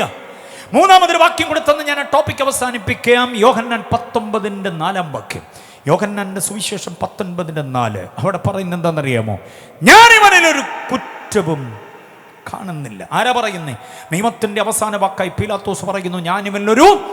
അതാണ് യേശു. അതുകൊണ്ട് ഞങ്ങൾ അവനെ ഫോക്കസ് ചെയ്യുന്നത്. യേശുവിനെ മാത്രം ഞങ്ങൾ ശ്രദ്ധിച്ചു നോക്കുന്നതിന്റെ കാരണം അതാ, കുറ്റമില്ലാത്ത ഒരുവൻ. ഒരു കുറ്റവും ആർക്കും പറയാനില്ല. അതുകൊണ്ട് ഞാനൊരു ആത്മീക ചിന്ത പറയാം. കുറ്റമില്ലാത്തവനെ താങ്കൾ ഫോക്കസ് ചെയ്താൽ താങ്കളുടെ ജീവിതം കുറ്റമില്ലായ്മയിലേക്ക് വരും. ഇതുവരെ ചെയ്ത ഹീനകൃത്യങ്ങൾ, ഇതുവരെ ചെയ്ത പാപകൃത്യങ്ങൾ, ഇതുവരെ ചെയ്ത എല്ലാവിധമായിരിക്കുന്ന അരാജകത്വത്തിൻ്റെ അധമ സംസ്കാരത്തിൽ നിന്ന് ഉത്തമമായതിലേക്ക് താങ്കളെ വഴിതെളിക്കാൻ കഴിയുന്ന ഒരേ ഒരുവൻ, അത് കുറ്റമില്ലാത്ത യേശുവാണ്. ഹല്ലേലൂയ. യേശുവിനെ പാടുന്നതിലും യേശുവിനെ പ്രസംഗിക്കുന്നതിലും ഞങ്ങൾക്ക് ആത്മീകമായ ഒരു അജണ്ടയുണ്ട്. ആ അജണ്ട സായിപ്പ് തന്നതല്ല. ആ അജണ്ട വിദേശത്തെ റിയാലോ, ദിർഹമോ, ദറംസോ, ഡോളറോ, യൂറോയോ, പൗണ്ടോ പ്രതീക്ഷിച്ചല്ല. ഇവിടെ ഒന്നുമില്ലാത്തവരെ കഴിയേണ്ടി വന്നാലും നാട് മുഴുവൻ ഉപരോധത്തിൽ ഏർപ്പെടുത്തിയാലും യേശു എന്ന് പറയുന്ന വിശുദ്ധിയുടെ ആളത്വ മഹിമയെ ഞങ്ങൾക്ക് പാടിയേ പറ്റൂ. ഞങ്ങൾക്ക് ഉറക്കെ പറഞ്ഞേ പറ്റൂ. കവലകൾ ഞങ്ങൾക്ക് പ്രസംഗിച്ചേ പറ്റൂ. തൊണ്ടക്കുഴിയിലെ ശ്വാസം അവസാനിക്കുന്നത് വരെ യേശു എന്ന വിശുദ്ധിയെ ഞങ്ങൾക്ക് ഉറക്കെ പറഞ്ഞേ പറ്റൂ. യേശുവിന്റെ മനുഷ്യത്വത്തിന്റെ ആ തിളക്കം മനസ്സിലായവർ ആ കരമടിച്ച് കർത്താവിനെ ഒന്ന് സ്തുതിക്കട്ടെ ശക്തമായി. ഹല്ലേലൂയ. എൻ്റെ സന്ദേശത്തിൻ്റെ മൂന്നാം ഭാഗം. 1, പൊതുചിന്തകൾ. യേശുവിനെ ശ്രദ്ധിച്ചു നോക്കുവാനുള്ളൊരു 10 കൂട്ടം കാര്യങ്ങൾ. 2, യേശുവിൻ്റെ മനുഷ്യത്വത്തിൻ്റെ തിളക്കമാണ്. യേശുവിനെ ശ്രദ്ധിച്ചു നോക്കാനുള്ള രണ്ടാമത്തെ അടിസ്ഥാന കാരണം. മൂന്നാമത്തെ കാരണം കേട്ടോണം, വളരെ ഗൗരവമായ. സമയമില്ലെങ്കിൽ കൂടെ ഉള്ള സമയത്ത് ഞാനതിനെ ഒന്ന് ക്രമീകരിച്ച് പറയാം. യേശുവിൻ്റെ ദൈവത്വത്തിൻ്റെ മഹത്വമാണ്. യേശുവിൻ്റെ യേശു അപ്പോൾ ആരാ?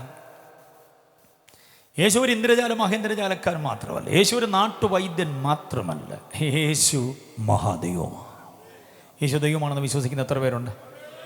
യേശുവിൻ്റെ ദൈവത്വത്തിൻ്റെ മഹത്വം. ആ ദൈവത്വത്തിൻ്റെ മഹത്വത്തിന് ചില വാക്യങ്ങളെ ഞാൻ നിങ്ങളുടെ ശ്രദ്ധയിലേക്ക് നൽകാം. ആ വാക്യം നെഞ്ചിലെറ്റിക്കൊണ്ട് വേണം ജീവിതത്തിൻ്റെ സമരഭൂമികയിലേക്ക് പദമൂന്നാൻ. ഇനി മുതൽ ഒത്തിരി സമ്മർദ്ദങ്ങളും ഒത്തിരി സംഘർഷങ്ങളും ഒത്തിരി ആക്ഷേപങ്ങളും ഇല്ലായ്മകളും വല്ലായ്മകളും പ്രതിസന്ധികളും ഒക്കെ ഉണ്ട്. വിങ്ങുന്ന ഒത്തിരി നൊമ്പരങ്ങൾ നെഞ്ചകത്തിനകത്തൊതുക്കിയാണ് സാരിയിൽ പൊതിഞ്ഞ് ഷർട്ടിൽ പൊതിഞ്ഞ് നമ്മുടെ ശരീരത്തെ കൊണ്ട് നടക്കുക. വില കൂടിയ വസ്ത്രത്തിൽ പൊതിഞ്ഞുകൊണ്ട് നടക്കുമ്പോഴും അകത്ത് വിങ്ങുന്നൊരു നെരിപ്പോടുണ്ട്. പക്ഷേ ഇന്ന് രാത്രി ഈ ഭാഗം കേൾക്കുമ്പോൾ, എൻ്റെ സന്ദേശത്തിൻ്റെ മൂന്നാം ഭാഗം കേൾക്കുമ്പോൾ, യേശുവിനെ മാത്രം ഫോക്കസ് ചെയ്യുവാൻ നമുക്കുള്ള പ്രചോദനം യേശുവിൻ്റെ ദൈവത്വത്തിൻ്റെ മഹത്വമാണ്. യേശുവിൻ്റെ മനുഷ്യത്വം അതിൻ്റെ തിളക്കം പഠിക്കുന്നത് യേശുവിനെ അനുകരിക്കാനാണെങ്കിൽ, യേശുവിൻ്റെ ദൈവത്വത്തിൻ്റെ മഹത്വം ധ്യാനിക്കുന്നത് യേശുവിനെ ആശ്രയിക്കാനും ആരാധിപ്പാനുമാണ്. അങ്ങനെയാണെങ്കിൽ ആ ദൈവത്വം എന്തുവാ? യേശു ദൈവമാണെന്ന് കേൾക്കുന്നതാണ് ചിലർക്ക് വല്ലാത്ത വിഷമം. യേശു ഒരു പ്രവാചകനെന്ന് പറഞ്ഞു, യേശു ഒരു മഹാത്മാവാണെന്ന് പറഞ്ഞു, യേശു ഒരു ബുദ്ധിമാനാണെന്ന് പറഞ്ഞു, യേശു ഒരു മാന്യനാണെന്ന് താങ്കൾ പറഞ്ഞു, യേശു ദൈവമാണെന്ന് മാത്രം പറയരുതെന്ന ചിലരുടെ നിർദ്ദേശം. മനസ്സിലായി? ചിലരുടെ കാർക്കശ്യമായ നിർദ്ദേശം അതാ. പക്ഷേ ഞാൻ പറയാം, ഒരു കൂട്ടം ആളുകൾ പറയുന്നു യേശു ഒരു സഖാവാണ്. യേശു ഒരു വിപ്ലവ നായകനാണ്, യേശു സഖാവാണ്. ചിലർ പറയുന്നു നായകനാണ്. ചില അങ്ങനെ ഒത്തിരി പേരുകൾ യേശുവിനെ വിളിക്കുന്നുണ്ട്. ഇതൊക്കെ ഞങ്ങൾ അംഗീകരിക്കുന്നു. പക്ഷേ അതിന് മീതെ ഞങ്ങൾ അംഗീകരിക്കുന്ന ഒരു കാര്യം യേശുവിൻ്റെ ദൈവത്വമാണ്. യേശു ദൈവമല്ലെങ്കിൽ ആ യേശുവിനെ പ്രസംഗിക്കാൻ എബി എബ്രഹാം ഇറങ്ങത്തില്ലായിരുന്നു. എൻ്റെ മോൻ ഡിഗ്രി പഠനം കഴിഞ്ഞ് വന്നപ്പോൾ ഞാൻ ചോദിച്ചു, what is your next plan? കൂടെ വന്നിട്ടുണ്ട് ടോം, നിങ്ങൾ കണ്ടിട്ടുണ്ടാവും. എൻ്റെ മോന് പവർ വിഷനിലെ ഗായകനാണ്, ടോം സി എബ്രഹാം. അപ്പം ഞാൻ ചോദിച്ചു, what is your next plan? അപ്പോൾ എന്നോട് പറഞ്ഞത്, എനിക്ക് പപ്പായെ പോലൊരു സുവിശേഷ പ്രസംഗകനായാൽ മതി. ജീവിതത്തിൻ്റെ ഏറ്റവും വലിയ പുണ്യ നിമിഷമായിരുന്നു അത്. ഞാനോടത്ത് വല്ല എഞ്ചിനീയറിങ്ങിന് പോകണം, മെഡിസിന് പോകണം എന്നൊക്കെ പറയുമെന്നാണ് വിചാരിച്ച്. എന്നോട് പറഞ്ഞു, എനിക്ക് പപ്പായെ പോലൊരു, എൻ്റെ റോൾ മോഡൽ പപ്പയാണ്, എനിക്ക് പപ്പായെ പോലൊരു സുവിശേഷകനായാൽ മതി. എന്ത് ചെയ്യണം? എവിടെയെങ്കിലും എനിക്കൊരു നല്ല ബൈബിൾ സെമിനാരി പോകണം. IPC എന്ന മഹാപ്രസ്ഥാനത്തിൻ്റെ ചെയർമാനായി ദൈവമാക്കി വെച്ചിട്ടുള്ള, തലമുറ തലമുറയായി കൈമാറി വന്നിട്ടുള്ള ഈ പ്രസ്ഥാനത്തിൻ്റെ ഉന്നതാധികാരിയായ വത്സൻ എബ്രഹാം നടത്തുന്ന ബൈബിൾ സെമിനാരിയിൽ പഠിച്ചു. BD കോഴ്സ് കംപ്ലീറ്റ് ചെയ്തു. അടുത്ത മാസം കർത്താവ് അനുവദിച്ചാൽ ഹയർ സ്റ്റഡിക്ക് വേണ്ടി UK പോവുകയാണ്. MDH അടക്കമുള്ള കോഴ്സുകൾ തൻ്റെ മുൻപിലുണ്ട്. നല്ലൊരു സുവിശേഷകനാണ്. ഞാൻ പറഞ്ഞതിൻ്റെ താല്പര്യം, യേശുവിനെ ദൈവമായിട്ട് അകതാരിൽ ഏറ്റുകൊണ്ടൊരു വ്യക്തിക്ക് വേറൊരു ഓപ്ഷനില്ല. യേശുവിനെ പ്രസംഗിക്കുക, യേശുവിനെ പാടുക, യേശുവിൽ ആശ്രയിക്കുക. ഞാൻ പറഞ്ഞ ചിന്ത മറക്കരുത്. യേശുവിൻ്റെ മനുഷ്യത്വത്തെ പറയുന്നതിൻ്റെ കാരണം അനുകരിക്കാനാണെങ്കിൽ, യേശുവിൻ്റെ ദൈവത്വത്തെ ഞങ്ങൾ പറയുന്നതിൻ്റെ കാരണം ആശ്രയിപ്പാനാണ്, ആരാധിപ്പാനാണ്. ആശ്രയം ആരാധന, മറ്റേത് അനുകരണമാണ്. മനസ്സിലാകുന്നുണ്ടോ? യേശുവിൻ്റെ ദൈവത്വം അറിഞ്ഞാൽ നമ്മുടെ ഭാഗത്തു നിന്നുണ്ടാകേണ്ട ധർമ്മകർമ്മങ്ങൾ അക്കമിട്ട് പറയാം. 1, അനുസരണം, അനുസരിക്കണം ഈ ദൈവത്തെ. 2, ആരാധിക്കണം. 3, ആശ്രയിക്കണം. ഉണ്ടോ? ഈ 3 കാര്യങ്ങൾ കൃത്യമായി ചെയ്തേ പറ്റൂ. കാരണം യേശു ദൈവമായതുകൊണ്ട് അനുസരണക്കേടുണ്ടാകരുത്. യേശു ദൈവമായതുകൊണ്ട് ആരാധിക്കാൻ വേറൊരിടം തേടരുത്. യേശു ദൈവമായതുകൊണ്ട് ആശ്രയിപ്പാൻ വേറൊരു വട്ടിപ്പലിശക്കാരൻ്റെ കൊള്ളപ്പലിശക്കാരൻ്റെ പുറകെ പോകരുത്. യേശു തന്നെ സകലത്തിനും മതിയായവനാണ്. ആവശ്യമില്ലാത്ത ലോണെല്ലാം കൂടെ വലിച്ചു വെച്ചിട്ട് ഏക്കം വലിക്കരുത്. അവസാനം ജപ്തിയുടെ മുന്നറിയിപ്പുമായിട്ട് 1, 2, 3 കോള് ബാങ്കിൽ നിന്ന് വരും. അച്ഛൻ അറ്റാക്ക് വന്ന് അങ്ങ് പോവുകയും ചെയ്യും. പിന്നെ ഈ ലോണിൻ്റെ എല്ലാം കൂടെ ഭാണ്ഡക്കെട്ട് ആരുടെ തലയിലേക്കാണ് വരുന്നത്? വീട്ടിൽ അവശേഷിക്കുന്നവരുടെ തോളിലേക്ക് വരും. രാജ്ഞിയെപ്പോലെ വീട്ടിലിരുന്ന സഹോദരി പിന്നെ തൊഴിലുറപ്പിന് ഇറങ്ങേണ്ടി വരും. അച്ചായം വരുത്തിയ കടം വീട്ട്. പഠിച്ചു തുടങ്ങിയ ചെറുക്കൻ പഠിത്തം നിർത്തി പിന്നെ വേറെ എന്തെങ്കിലും തൊഴിലിനിറങ്ങേണ്ടി വരും. ഈ ഗതികേടൊന്നും വരാതെ യേശുവിൽ ആശ്രയിച്ചോണം. എത്ര പേർക്ക് സ്വോത്രം പറയാൻ പറ്റും? ഒരു ഉപദേശി എടുത്തു വെച്ച കടം വീട്ട നിർവാഹമില്ലാതെ പുള്ളി അറ്റാക്ക് വന്ന് മരിച്ചുപോയി. വിലാപകാലം 7 ദിവസം. നാട്ടുകാരും വീട്ടുകാരും കൂട്ടുകാരും എല്ലാം വന്നു. കടം കൊടുത്ത മുതലാളിയും വന്നു. 7 ദിവസത്തെ വിലാപകാലം എല്ലാം കഴിഞ്ഞിട്ട് പുള്ളി ഒരു വരവ് വന്നു. ആ വരവ് ആശ്വസിപ്പിക്കാനൊന്നുമല്ല. അല്ല സഹോദരി, അറിയാമല്ലോ ഞങ്ങൾ തമ്മിലൊരു സാമ്പത്തിക ബാധ്യത. അറിയാം സാറേ, അതെങ്ങനെ വീട്ടാനുള്ള അല്പസാവകാശം തരണം. മരണം കഴിഞ്ഞല്ലേ ഉള്ളൂ. ഞാൻ എന്തെങ്കിലും നടപടി നോക്കാം. ഓക്കെ, ഇപ്പോൾ പോവുക, ഞാൻ അടുത്ത ആഴ്ച വരും കേട്ടോ, എന്തെങ്കിലും നടപടി ഉണ്ടാക്കണേ. പിറ്റേ ആഴ്ച പുള്ളി വന്നു. പിറ്റേ ആഴ്ച വന്നപ്പോഴും ഇവിടെ നിറഞ്ഞു മേശയായിട്ട് നിൽക്കുക. അവൾ പറഞ്ഞു, നിന്നെ കൊണ്ട് ഈ പൈസ തരുമെന്നും പറ്റുമെന്നൊന്നും എനിക്ക് തോന്നുന്നില്ല. ഞാനൊരു പോംവഴി കണ്ടിട്ടുണ്ട്. എന്താ സാർ, എഴുതിത്തള്ളാൻ വല്ലതും ആണോ? എഴുതിത്തള്ളാൻ പറ്റും, ഇത്രയും വലിയ തുക. പിന്നെ എന്തോ പരിപാടി? നീ തരത്തില്ല. അതുകൊണ്ട് ഞാൻ ഈ 2 ആൺപിള്ളേരെ അങ്ങ് കൊണ്ടുപോവാണ്. 2 ആൺപിള്ളേരെ കൊണ്ടുപോയാൽ പാടത്തും പറമ്പിലും അവരുടെ തോളിലേക്ക് നുഖമെടുത്ത് വെച്ച് കലപ്പയുമായി അവരെ വിട്ടാൽ 2 കാളയുടെ ഫലം ചെയ്യും. അങ്ങനെ കുറേ നാൾ പണിയുമ്പം എൻ്റെ കടം വീട്ടുന്ന ആ ഒരു സമയം വരെ ഞാനിവരെ ഉപയോഗിക്കാം എൻ്റെ അടിമകളായി. പെറ്റതള്ളയുടെ ചങ്ക് പൊട്ടിപ്പോയി. കുഞ്ഞുങ്ങളെ വാരി അണച്ചിട്ട് അവൾ പറഞ്ഞു, അലമുറയിട്ട് പറഞ്ഞു, നോ, എൻ്റെ കുഞ്ഞുങ്ങളെ ഞാൻ തരത്തില്ല. ഞാൻ വീട്ടാം സാർ. എങ്ങനെ വീട്ടുമെന്നാണ് നീ പറയുന്നത്? സാർ, എനിക്കൊരവധിയും കൂടെ തരണം. കുഞ്ഞുങ്ങളെ അവൾ പിടിച്ച് മുറിക്കകത്തടച്ച് കഥകൾ അടച്ചിട്ട് ഒറ്റ ഓട്ടമായിരുന്നു. ഓടിച്ചെന്ന് വീണത് പ്രവാചകൻ്റെ കാൽക്കലാണ്. പ്രവാചകൻ്റെ കാൽക്കൽ വീണിട്ട് അവൾ പറഞ്ഞു, എൻ്റെ ഭർത്താവ്, നിൻ്റെ ശിഷ്യൻ, യഹോവ ഭക്തനായിരുന്നു, മരിച്ചുപോയി. ഇപ്പം കടക്കാർ വന്ന് എൻ്റെ കുഞ്ഞുങ്ങളെ പിടിച്ചുകൊണ്ട് പോകാൻ പോവുക. ഉപദേശിയാണെന്നൊന്നും പറഞ്ഞിട്ട് കാര്യമില്ല. കർത്താവെന്ന് പറയുന്ന മഹാദൈവത്തിൽ ആശ്രയിക്കാതെ വല്ലതുമൊക്കെ വലിച്ചു വെച്ചിട്ട് ആരുടെയെങ്കിലും തോളിലേക്ക് അതിൻ്റെ ഭാണ്ഡക്കെട്ട് വെച്ചിട്ട് നീ പോകരുത്. ചില പുള്ളികളൊക്കെ മരിച്ച് വെള്ളയും പുതച്ച് ഒന്നും അറിയാത്ത പോലെ മൂക്കി പഞ്ഞിയൊക്കെ വെച്ച് ഇങ്ങനെ കിടക്കുമ്പം പിടിച്ചെഴുന്നേപ്പിച്ച് ഒരെണ്ണം കൊടുക്കാൻ നമുക്ക് തോന്നിപ്പോകും. ഒന്നും അറിയാത്ത പോലെ കിടക്കുക. വമ്പൻ ലോൺ അടച്ചേ പറ്റുള്ളൂ. ഭാര്യയും മക്കളും ബാക്കി വരുന്നവർ. ഭാര്യ കരയുമ്പോൾ എനിക്കിനി എന്തോ ചെയ്യാൻ പറ്റും. എന്തോ ചെയ്യാൻ പറ്റുമെന്ന്, ബാങ്കിൻ്റെ കാര്യം എന്തോ ചെയ്യാൻ പറ്റുമെന്നാണ് പുള്ളിക്കാരി പറയുന്നത്. എനിക്കിനി ആരാണോ എന്ന് ചോദിക്കുന്നതിനകത്ത് 2 അർത്ഥമാണ്. ഇത് വീട്ടാൻ എനിക്കിനി ആരാണോ എന്നുള്ളതാണ്. ആവശ്യമില്ലാത്ത കൂലിമാലൊന്നും വരുത്തി വെക്കരുത്. നമ്മൾ മരിച്ച ശേഷം നമ്മുടെ വീടിൻ്റെ അവസ്ഥ എന്താകുമെന്ന് ചിന്തിച്ചോണം. അങ്ങനെ ജീവിക്കാൻ കഴിയണമെങ്കിൽ യേശുവിൽ ആശ്രയിക്കണം. പിക്കൽപ്പാറയിൽ നിന്ന് വെള്ളം പുറപ്പെടുവിക്കുന്നവൻ 18 വർഷം മണ്ണ് മാത്രം കണ്ടു, വിണ്ണ് കാണാതെ കുനിഞ്ഞു നടന്നവളെ പിടിച്ച് നിവർത്തി ഒരുവനുണ്ട്. ദൈവമാണ്, ദൈവമാണ് യേശു, ദൈവമാണ് യേശു. മനസ്സിലായോ? രക്തസ്രവക്കാരി സ്ത്രീയുടെ രക്ത ഒഴുക്ക് നിന്നത് അവൻ്റെ സ്പർശനത്തിലൂടെയാണ്. ഇന്ന് രാത്രി ആ കർത്താവ് അത്ഭുതം പ്രവർത്തിക്കുമെങ്കിൽ ആ കർത്താവ് വീര്യം പ്രവർത്തിക്കുമെന്ന് വിശ്വസിക്കുന്നവർ കർത്താവിനെ സ്തുതിക്ക്.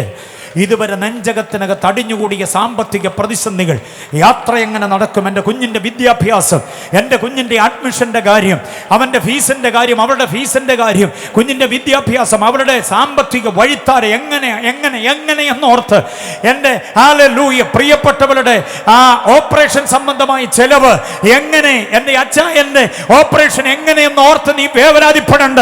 ഇന്ന് രാത്രി ദൈവമായവൻ നിന്നെ തൊടുന്ന രാത്രിയാണ്. വിശ്വസിക്കുന്നവർ കർത്താവിനെ സ്തുതിച്ചു തുടങ്ങട്ടെ. അത്ഭുതകരമായ ദൈവപ്രവൃത്തി വെളിപ്പെടട്ടെ. ഹല്ലേലൂയ. കർത്താവിനെ കൊണ്ട് കഴിയാത്തതൊന്നുമില്ല.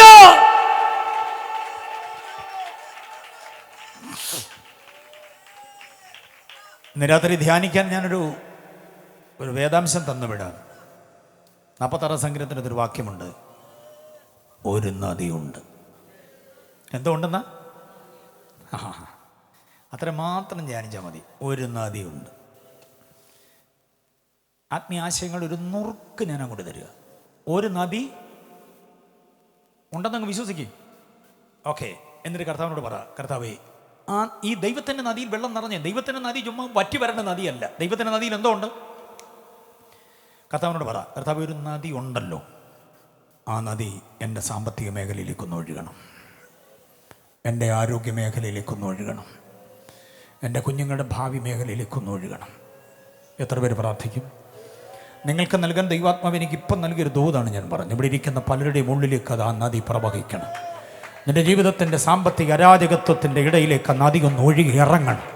വറ്റി വരണ്ടുപോയ അനുഭവത്തിൽ നിന്ന് നദി ഒന്ന് ഒഴുകി ഇറങ്ങി നിന്നെ സമ്പുഷ്ടമാക്കണം, ഫലഭൂഷ്ടമാക്കുന്നു. ഇനി ഒരു മുളയും പൊടിക്കത്തില്ലെന്ന് വാതുകെട്ടി നിൽക്കുന്ന ചില ദുർമന്ത്രവാദ പോരുകൾ ഓടി മാറുകയാണ്. നിനക്കെതിരെ ചെയ്തു കൂട്ടിയ യാഗയോഗങ്ങൾ, അർപ്പണ തർപ്പണങ്ങൾ, തിരുനാളുകൾ, പെരുന്നാളുകൾ, ചില വിളിച്ചു ചൊല്ലലുകൾ, ചില കാഴ്ചകൾ, നേർച്ചകൾ, ചില പ്രാഗി ആലച്ച് മണ്ണുവാരി എറിഞ്ഞ് നിന്റെ ആദപ്പതനം കാണാൻ, നിന്റെ പതനം കാണാൻ, നിന്റെ ശുശ്രൂഷ അവസാനിപ്പിച്ച് നീ ഒറ്റക്കടപ്പായി എന്ന് കേൾക്കാൻ ചെയ്തു കൂട്ടിയ സകല ദൂഷ്യങ്ങളും ഇന്ന് രാത്രി ഓടി മറയുന്നു. ഒരു നദി ഒഴുകി ഇറങ്ങി വരികയാണ്. വിശ്വാസത്തോടെ ഏറ്റെടുക്കുന്നവർ കർത്താവിനെ സ്തുതിക്ക്. ഒരു നദി ഉണ്ട്.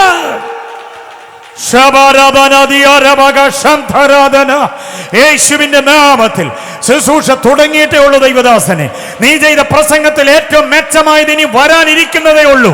ഇതുവരെ ചെയ്തതല്ല നല്ലത്, ഇനി വരാനിരിക്കുന്നത് മെച്ചമായത്. ജനം കേട്ടാൽ അത്ഭുതപ്പെടത്തക്ക നിലയിൽ അതിനൊരു നദി ഒഴുകിയേ പറ്റൂ. ആ നദി ഒഴുകി തുടങ്ങുന്നു ഇന്ന് രാത്രി. വിശ്വസിക്കുന്നവരെ കരം അടിച്ച് കർത്താവിനെ ആരാധിക്കും. ആ നദി ഒഴുകി ഇറങ്ങട്ടെ, സഭാതലങ്ങളിലേക്ക് ഇറങ്ങട്ടെ, ശുശ്രൂഷ മേഖലകളിലേക്ക് ഇറങ്ങട്ടെ. Thank you, Jesus. എതിരുകളായി, വൈരികളായി, പോരുകളായി നിൽക്കുന്ന അന്ധകാരത്തിന്റെ വ്യാപാരങ്ങൾ, അവന്റെ പാടകധ്വനികൾ സ്വർഗത്തിനും ഭൂമിക്കും അധോലോകത്തിലും അധികാരം പ്രാപിച്ച് യേശുവിന്റെ നാമത്തിൽ ശാസിക്കുക. Thank you Jesus. യേശുവിന്റെ ദൈവത്വം പ്രസംഗിക്കുന്നില്ല, 1, 2, 3 വാക്യങ്ങൾ മാത്രം തരാം. യേശുവിൻ്റെ ദൈവത്വവുമായി ബന്ധപ്പെട്ട് അടുത്ത 4-ാം തീയതി ഞാൻ ഈ ടീമുമായിട്ടൊക്കെയുള്ള ബന്ധമുള്ളവരുടെ ഒരു കൺവെൻഷനുണ്ട്. എവിടെ? അത് കഴക്കൂട്ടം. 3-ാം തീയതി പുത്തൻതോപ്പ് അവിടെ ഉണ്ട്. വരണം. അവിടെ താമസിച്ചല്ല, നേരത്തെ വരും, ഉച്ചയ്ക്കേ വരും. ഉച്ചയൂണും കൂടെ തരണം സംഘാടകർ. ഇന്ന് താമസിച്ച് വന്നതിൻ്റെ ഓക്കെ, നേരത്തെ വരാം.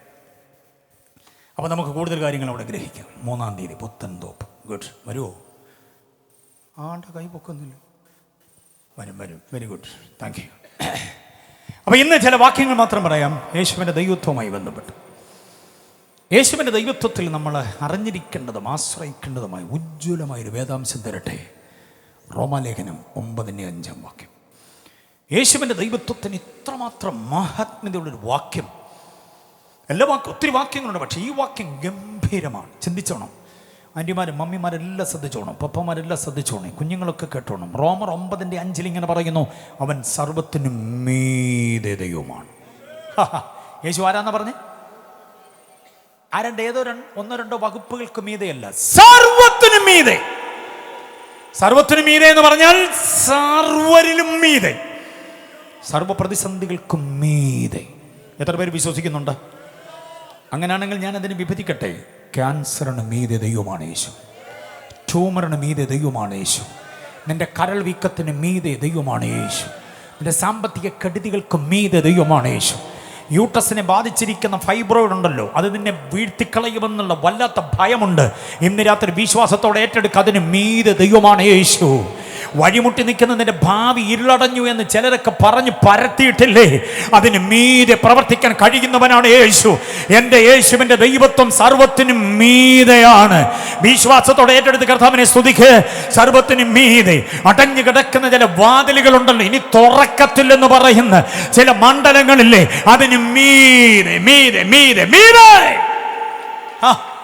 യേശു സർവത്തിനും മീതെ. യേശുവിന് മീതെ മറ്റൊരുവൻ ഇല്ലെന്ന് പഠിക്കണം.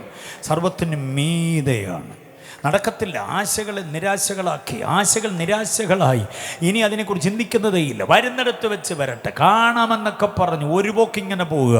അങ്ങനെ പോകാൻ വരട്ടെ, കർത്താവ് ചിലത് ചെയ്യാൻ പോവുക. കാരണം കർത്താവ് സർവത്തിന് മീതെ ദൈവം. ഞാൻ പ്രോസ്പെരിറ്റിയുടെ തിയോളജി അല്ല പറയുന്നത്, ഞാൻ നിങ്ങളെ സുഖിപ്പിക്കാൻ വേണ്ടി പറയല്ല.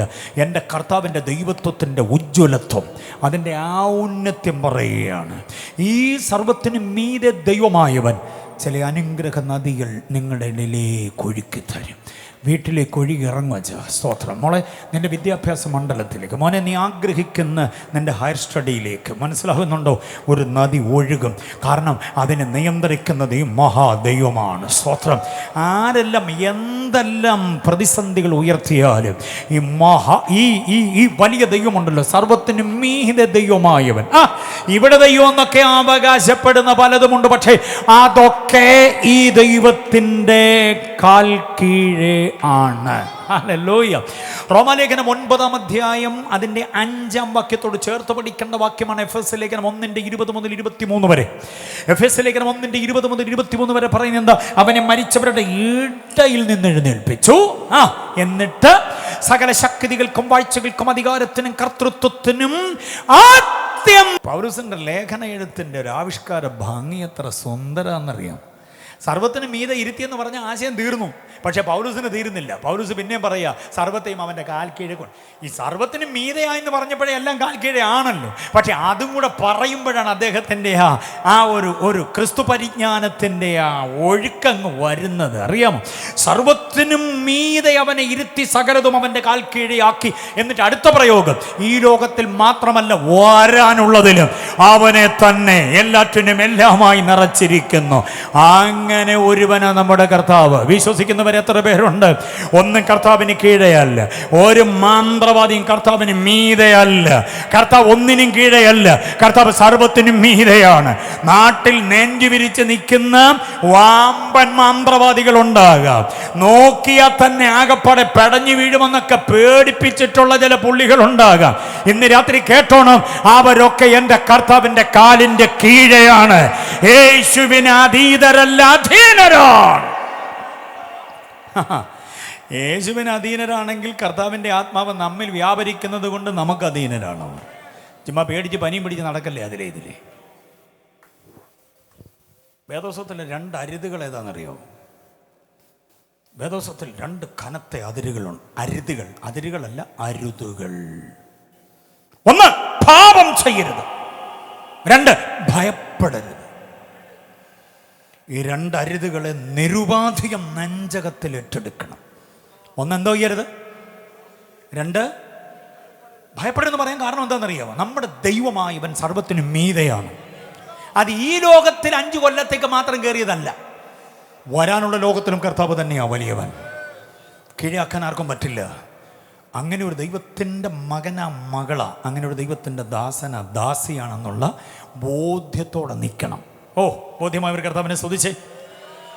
അപ്പൊ യേശുവിന്റെ ദൈവത്വത്തിന്റെ ഉജ്ജ്വലത്വം അവകാശപ്പെടാവുന്ന ഒരു വാക്യമാണ് റോമർ 9-ാം അധ്യായം 5-ാമത് വാക്യം.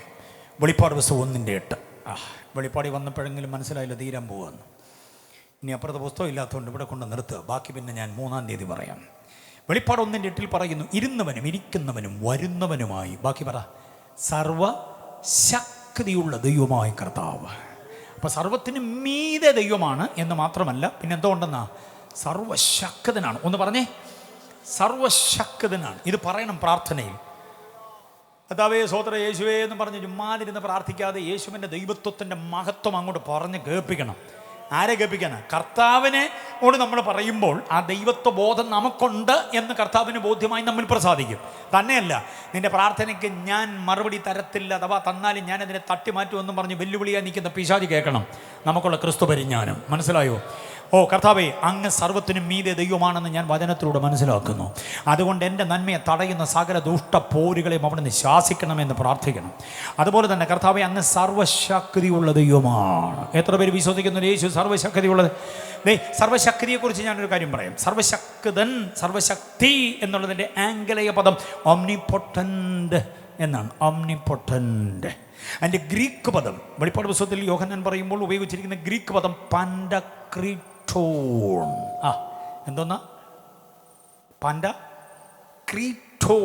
പാൻഡക്രീറ്റോൺ എന്നാണ്.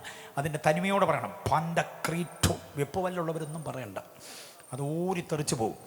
അതുപോലെ സ്ഫുടതയാണ് പദം. പാൻഡക്രീറ്റോൺ എന്ന് പറഞ്ഞാൽ തുല്യം വയ്ക്കാനില്ലാത്ത, തുല്യം പറയാനില്ലാത്ത മഹത്വരമായ പദവിയിൽ വിരാജിക്കുന്നവൻ. അതിൻ്റെ എബ്രായ പദമാണ് ആഹിദുഖുൽ. ആഹിദുഖുൽ എന്ന് പറഞ്ഞാൽ, ഓ ആ ശക്തിക്ക് നമ്മളിവിടെ ഉണ്ടാക്കുന്ന യന്ത്രങ്ങളെല്ലാം കുതിരശക്തിയുമായി നിർണ്ണയിക്കപ്പെട്ടതാണ് അല്ലേ? 1 കുതിര, 2 കുതിര, 10 കുതിര, 1000 കുതിര, 10000 കുതിര, 1,00,000 കുതിര, ഫോഴ്സ് എന്നൊക്കെ പറഞ്ഞാണ്. ഹോഴ്സ് പവർ കേട്ടിട്ടില്ലേ? അതാണ് നമ്മളിവിടെ ഉണ്ടാക്കുന്ന എല്ലാം അങ്ങനെയാണ് നിർണ്ണയിക്കപ്പെടുക. പക്ഷേ എൻ്റെ കർത്താവിൻ്റെ ശക്തിയോട് നിർണ്ണയിക്കാൻ വേറൊന്നുമില്ല. സർവശക്തനാണ് കർത്താവ്. അങ്ങനെ ഒരു സർവശക്തനാണ് യേശു എന്നുള്ളത് കൊണ്ടാണ് യേശുവിനെ അങ്ങ് ആരാധിച്ചോണം, യേശുവിനെ അങ്ങ് ആശ്രയിച്ചോണം. സ്തോത്രം. ഈ സ്കാനിങ് റിപ്പോർട്ടൊന്നും കണ്ട് ദൈവവൈദ്യരൊന്നും പേടിക്കൊന്നും ചെയ്യരുത്. സ്തോത്രം. സ്കാനിങ് റിപ്പോർട്ടിൻ്റെ വിവരണം കേട്ട് കഴിഞ്ഞാൽ പിന്നെ നമ്മൾ നമ്മുടെ ആയുസിനെ കുറിച്ചാണ് ചിന്തിക്കുന്നത്. എന്നാൽ ഇനിയിപ്പോൾ അധികം ഇല്ലായിരിക്കും. ദൈവമക്കൾ തന്നെ സന്തോഷത്തോടെ എല്ലാവരും ധൈര്യപ്പെടുത്തുന്ന ആത്മീക പരിജ്ഞാനം, ആത്മീക വർധന വരുത്തുന്നവരാകണം. രോഗിയൊക്കെ കാണാൻ പോകുന്നവർ തികഞ്ഞ ആത്മീകരാകണം. 1 കിലോ മുന്തിരിങ്ങ, ആപ്പിൾ, ഓറഞ്ച്, ഏത്തപ്പഴമൊക്കെ വാങ്ങിച്ചുകൊണ്ട് പോകുന്നവരും ടൈം ബോംബും കൊണ്ടാണ് പോകുന്നത്. ഏത്തപ്പഴം, മുന്തിരിങ്ങ, ഓറഞ്ചും ഒക്കെ നമ്മൾ കാശ് കൊടുത്ത് വാങ്ങിച്ചാൽ, ടൈം ബോംബ് നമ്മൾ സ്വന്തമായിട്ട് ഉണ്ടാക്കിക്കൊണ്ട് പോവുക. അവിടെ കൊണ്ട് നീതം കൊണ്ട് കൊടുത്ത് അവരത് പൊളിച്ച്, ഓറഞ്ച് പൊളിച്ച് തിന്നുകൊണ്ടിരിക്കുമ്പോൾ എവിടെയെങ്കിലും കാണിച്ചായിരുന്നോ? ആദ്യത്തെ നമ്മുടെ ചോദ്യം. പിന്നെ ഇന്നലെ താലൂക്ക് ആശുപത്രി താലൂക്ക് ആശുപത്രിയിൽ ആരെങ്കിലും പോവോ? ഇതും കൊണ്ട് താലൂക്ക് ആശുപത്രി അല്ല പോകണം. അപ്പം നമ്മുടെ ടൈം പോകുമ്പോൾ പതിയെ സെറ്റായി വരികയാണ്. ഇതും കൊണ്ട് താലൂക്ക് ആശുപത്രി അല്ല പോകണം. പിന്നെ ആസ്റ്റർ മെഡിസിറ്റി തന്നെ പോകണം, അമൃതായി തന്നെ പോകണം. നിംസ് ഉണ്ട്, കിംസ് ഉണ്ട്, മിംസ് ഉണ്ട്, കോസ്മോപൊളിറ്റൻ ഉണ്ട്. അവിടെ പോകണം. 10-20 ലക്ഷം രൂപ ചിലവാകും എന്നുള്ളതേ ഉള്ളൂ. എന്നാ ഈസി ആയിട്ടാണ് പറയുന്നത്. എത്ര ലക്ഷം രൂപ? ഇന്നലെ താലൂക്ക് ആശുപത്രി പോകാൻ ഓട്ടോ വിളിച്ചത് കടവാണ്. അവരോടാണ് പറയുന്നത് 20 ലക്ഷം രൂപയെ ആവുകയുള്ളൂ. മനസ്സിലായില്ലേ? ഇതിങ്ങനെ താലൂക്ക് ആശുപത്രി കൊണ്ടുപോയി കാണിച്ച് ഇതേ അസുഖമായിരുന്നു കായംകുളത്തെ ഞങ്ങളുടെ നാത്തൂന്. അപ്പം നമ്മുടെ ടൈം ബോംബ് ഏതാണ്ട് പൊട്ടാറായി. അപ്പോൾ ഈ പൊളിച്ച ഓറഞ്ചല്ലി തിന്നണോ വേണ്ടയോ? ഇതിങ്ങനെ സങ്കോചത്തിലാണ്. അല്ല, ആൻറ്റി കഴിക്കും, കുഴപ്പമൊന്നുമില്ല, ഞാൻ ഇങ്ങനെ പറഞ്ഞെന്നുള്ളതേ ഉള്ളൂ. എന്നിട്ട് കായംകുളത്തെ ആൻറ്റിയുടെ കാര്യം എന്തോ ആയി? എന്നാ പറയാനാ, മനുഷ്യൻ്റെ കാര്യം. ഇന്നലെ ആയിരുന്നു അടക്കം. ബോംബ് പൊട്ടി. ഈ ആൻറ്റിയുടെ കാര്യത്തിലൊരു തീരുമാനമായി. 150 സങ്കീർത്തനം ഉണ്ടെങ്കിൽ ഈ ആൻറ്റിക്ക് വായിക്കാൻ കൊള്ളാവുന്ന ഒരേ ഒരു സങ്കീർത്തനം 90-ാം സങ്കീർത്തനമാണ്. പിന്നെ സ്ഥലം സഭാ പാർശ്വവാണി. ഞാനൊരു കാര്യം ദൈവമക്കളോട് ദയവായിട്ട് കൈകൂപ്പി പറയാം. ആത്മീക വർധനവ് രോഗിക്കും ബലഹീനർക്കും വരുത്താൻ അറിയാത്തവർ 1 കിലോ മുന്തിരിങ്ങ, 2 kilo apple, 4 kilo orange, 2-3-4 kilo ഏത്തപ്പഴം വാങ്ങിച്ച് വീട്ടിൽ ഇരുന്ന് തിന്നോണം. ഒറ്റ രോഗിയും കാണാൻ പോകരുത്. കായംകുളത്തെ നാത്തൂനെയും വണ്ടിപ്പെരിയാറ്റിലെ അങ്കിളിൻ്റെയും മരണവിവരം പറയാനല്ല നീ പോകേണ്ടത്. സൂപ്പർ സ്പെഷ്യാലിറ്റി ഹോസ്പിറ്റലിൻ്റെ നമ്പർ കൊടുക്കാൻ, അവിടുത്തെ ഡോക്ടറുടെ നമ്പർ കൊടുക്കാനും അല്ല പോകേണ്ടത്. സർവശക്തനായ ഒരുവനുണ്ട് ആൻറ്റി. ഞാൻ വീട്ടിലിരുന്നപ്പോൾ ദൈവാത്മാവ് എനിക്ക് ബോധ്യം തന്നു ആൻറ്റിയുടെ അടുക്കെന്ന് വരണമെന്ന്. വന്ന വഴിക്കാൻ ഇതൊക്കെ വാങ്ങിച്ചെന്നുള്ളതേ ഉള്ളൂ. കഴിക്കേ, ഞാനിവിടെ നിന്ന് അല്പസമയം പ്രാർത്ഥിക്കാൻ പോവുക. അവർ കട്ടിലെ കിടക്കട്ടെ, നിങ്ങൾ ആ തറയിലോട്ട് ഇറങ്ങിയിരിക്കേ, അവിടെ ഇരുന്നൊന്ന് പ്രാർത്ഥിക്കുക. അല്ലെ കട്ടിലിരുന്ന് പ്രാർത്ഥിക്കുക. ആ കൈയെടുത്ത് മടിയിലോട്ട് വെച്ചൊന്ന് തഴുകി തലോടി, ആ കവളത്തൊന്ന് തലോടിയിട്ട് പ്രാർത്ഥിക്കേ. ഈ കിടപ്പിൽ നാണ്ടി എഴുന്നേക്കുന്ന ഞാൻ കാണുന്നു. നാഡീഞരമ്പുകളെ ദൈവം തൊടും. നമ്മുടെ കർത്താവ് ആരാന്നറിയാമോ? സർവ്വശക്തനാണ്. ഈ ബാധിച്ചിരിക്കുന്ന രോഗബന്ധനത്തിന് മീതെ നമ്മുടെ കർത്താവിൻ്റെ സ്ഥാനം. പേടിക്കണ്ട, പേടിക്കണ്ട, പേടിക്കണ്ട എന്ന് പറഞ്ഞവരെ ധൈര്യപ്പെടുത്തണം. സർവശക്തൻ യേശു സർവശക്തനാണെന്നുള്ളതിന് ഏറ്റവും വലിയൊരു തെളിവും കൂടെ പറഞ്ഞ് ഞാൻ നിർത്തുകയാണ്. ഈ നിർത്താൻ ഇടയ്ക്കിടയ്ക്ക് പറയുന്ന ഒരു ആശ്വാസമാണല്ലോ അല്ലേ? ഒരിടക്കാല ആശ്വാസം. നിർത്താനൊന്നുമല്ല, ഈ ഒരു ചിന്തയും കൂടെ കേട്ടിട്ട് നിർത്താം. യേശു സർവശക്തനാണ്, സർവശക്തനായ ദൈവമാണെന്നുള്ളതിന് ഏറ്റവും വലിയ തെളിവ് ഒരധ്യായമാണ്. ആ അധ്യായത്തിൻ്റെ മാത്രം പ്രത്യേകത, വേദപുസ്തകത്തിൽ 1189 അധ്യായമുണ്ട്. അതിലൊരൊറ്റ അധ്യായത്തിൽ മാത്രം എന്നാമിട്ട് പൊട്ടുന്ന ശബ്ദമുണ്ട്. കേട്ടിട്ടുണ്ടോ? ഏത് അധ്യായത്തില? എന്തൊരു മൗനം! ഏത് അധ്യായത്തില അങ്ങനെ ഒരു ശബ്ദമുള്ളേ? ഉൽപ്പത്തി പുസ്തകം 1-ാം അധ്യായത്തില. ഉണ്ടാകട്ടെ, വേർപിരിയട്ടെ, മുളച്ചു വരട്ടെ, ജനിക്കട്ടെ, പറക്കട്ടെ, കൂടട്ടെ, വാഴട്ടെ. ഇതെല്ലാം ആരാ പറഞ്ഞേ? സഭയുടെ കമ്മിറ്റി അല്ല. പിന്നെ ആര് പറഞ്ഞ? എക്സിക്യൂട്ടീവ് ബോർഡ് പറഞ്ഞല്ല. പിന്നെ ആരാ?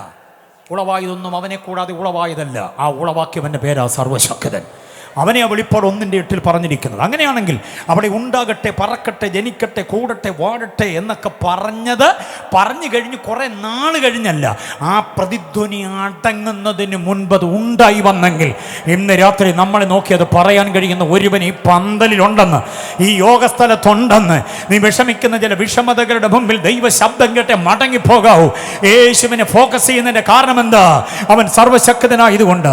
യേശുവിനെ ഫോക്കസ് ചെയ്യുന്നതിൻ്റെ കാരണം എന്താ? അവൻ സർവ്വത്തിനും മീതെ ദൈവമായതുകൊണ്ട്. വിശ്വസിക്കുന്നവർ കർത്താവിനെ ഇന്ന് സ്തുതിച്ച് തുടങ്ങിക്കേ. പുസ്തകവും ബുക്കും എല്ലാം ഒന്ന് അടച്ചു വെച്ച് അല്പസമയം ഒരുമിച്ച് കരമടിച്ച് കർത്താവിനെ ഇന്ന് സ്തുതിക്ക്. ഒരു പാട്ടിന്റെ അകമ്പടി ഇല്ലാതെ തന്നെ കേട്ട വചനത്തെ ആശ്രയിച്ച് അതിനെ ധ്യാനിച്ച് പാടാൻ കഴിയുന്നവർ എത്ര പേരുണ്ട്? ഒരുമിച്ച് കർത്താവിനെ ആരാധിക്കാൻ കഴിയുന്നവർ, അന്യഭാഷയിൽ ദൈവത്തെ ഒന്ന് സ്തുതിക്കാൻ കഴിയുന്നവർ എത്ര പേരുണ്ട്? ചേർന്ന് പാടി കർത്താവിനെ സ്തുതിക്കുക.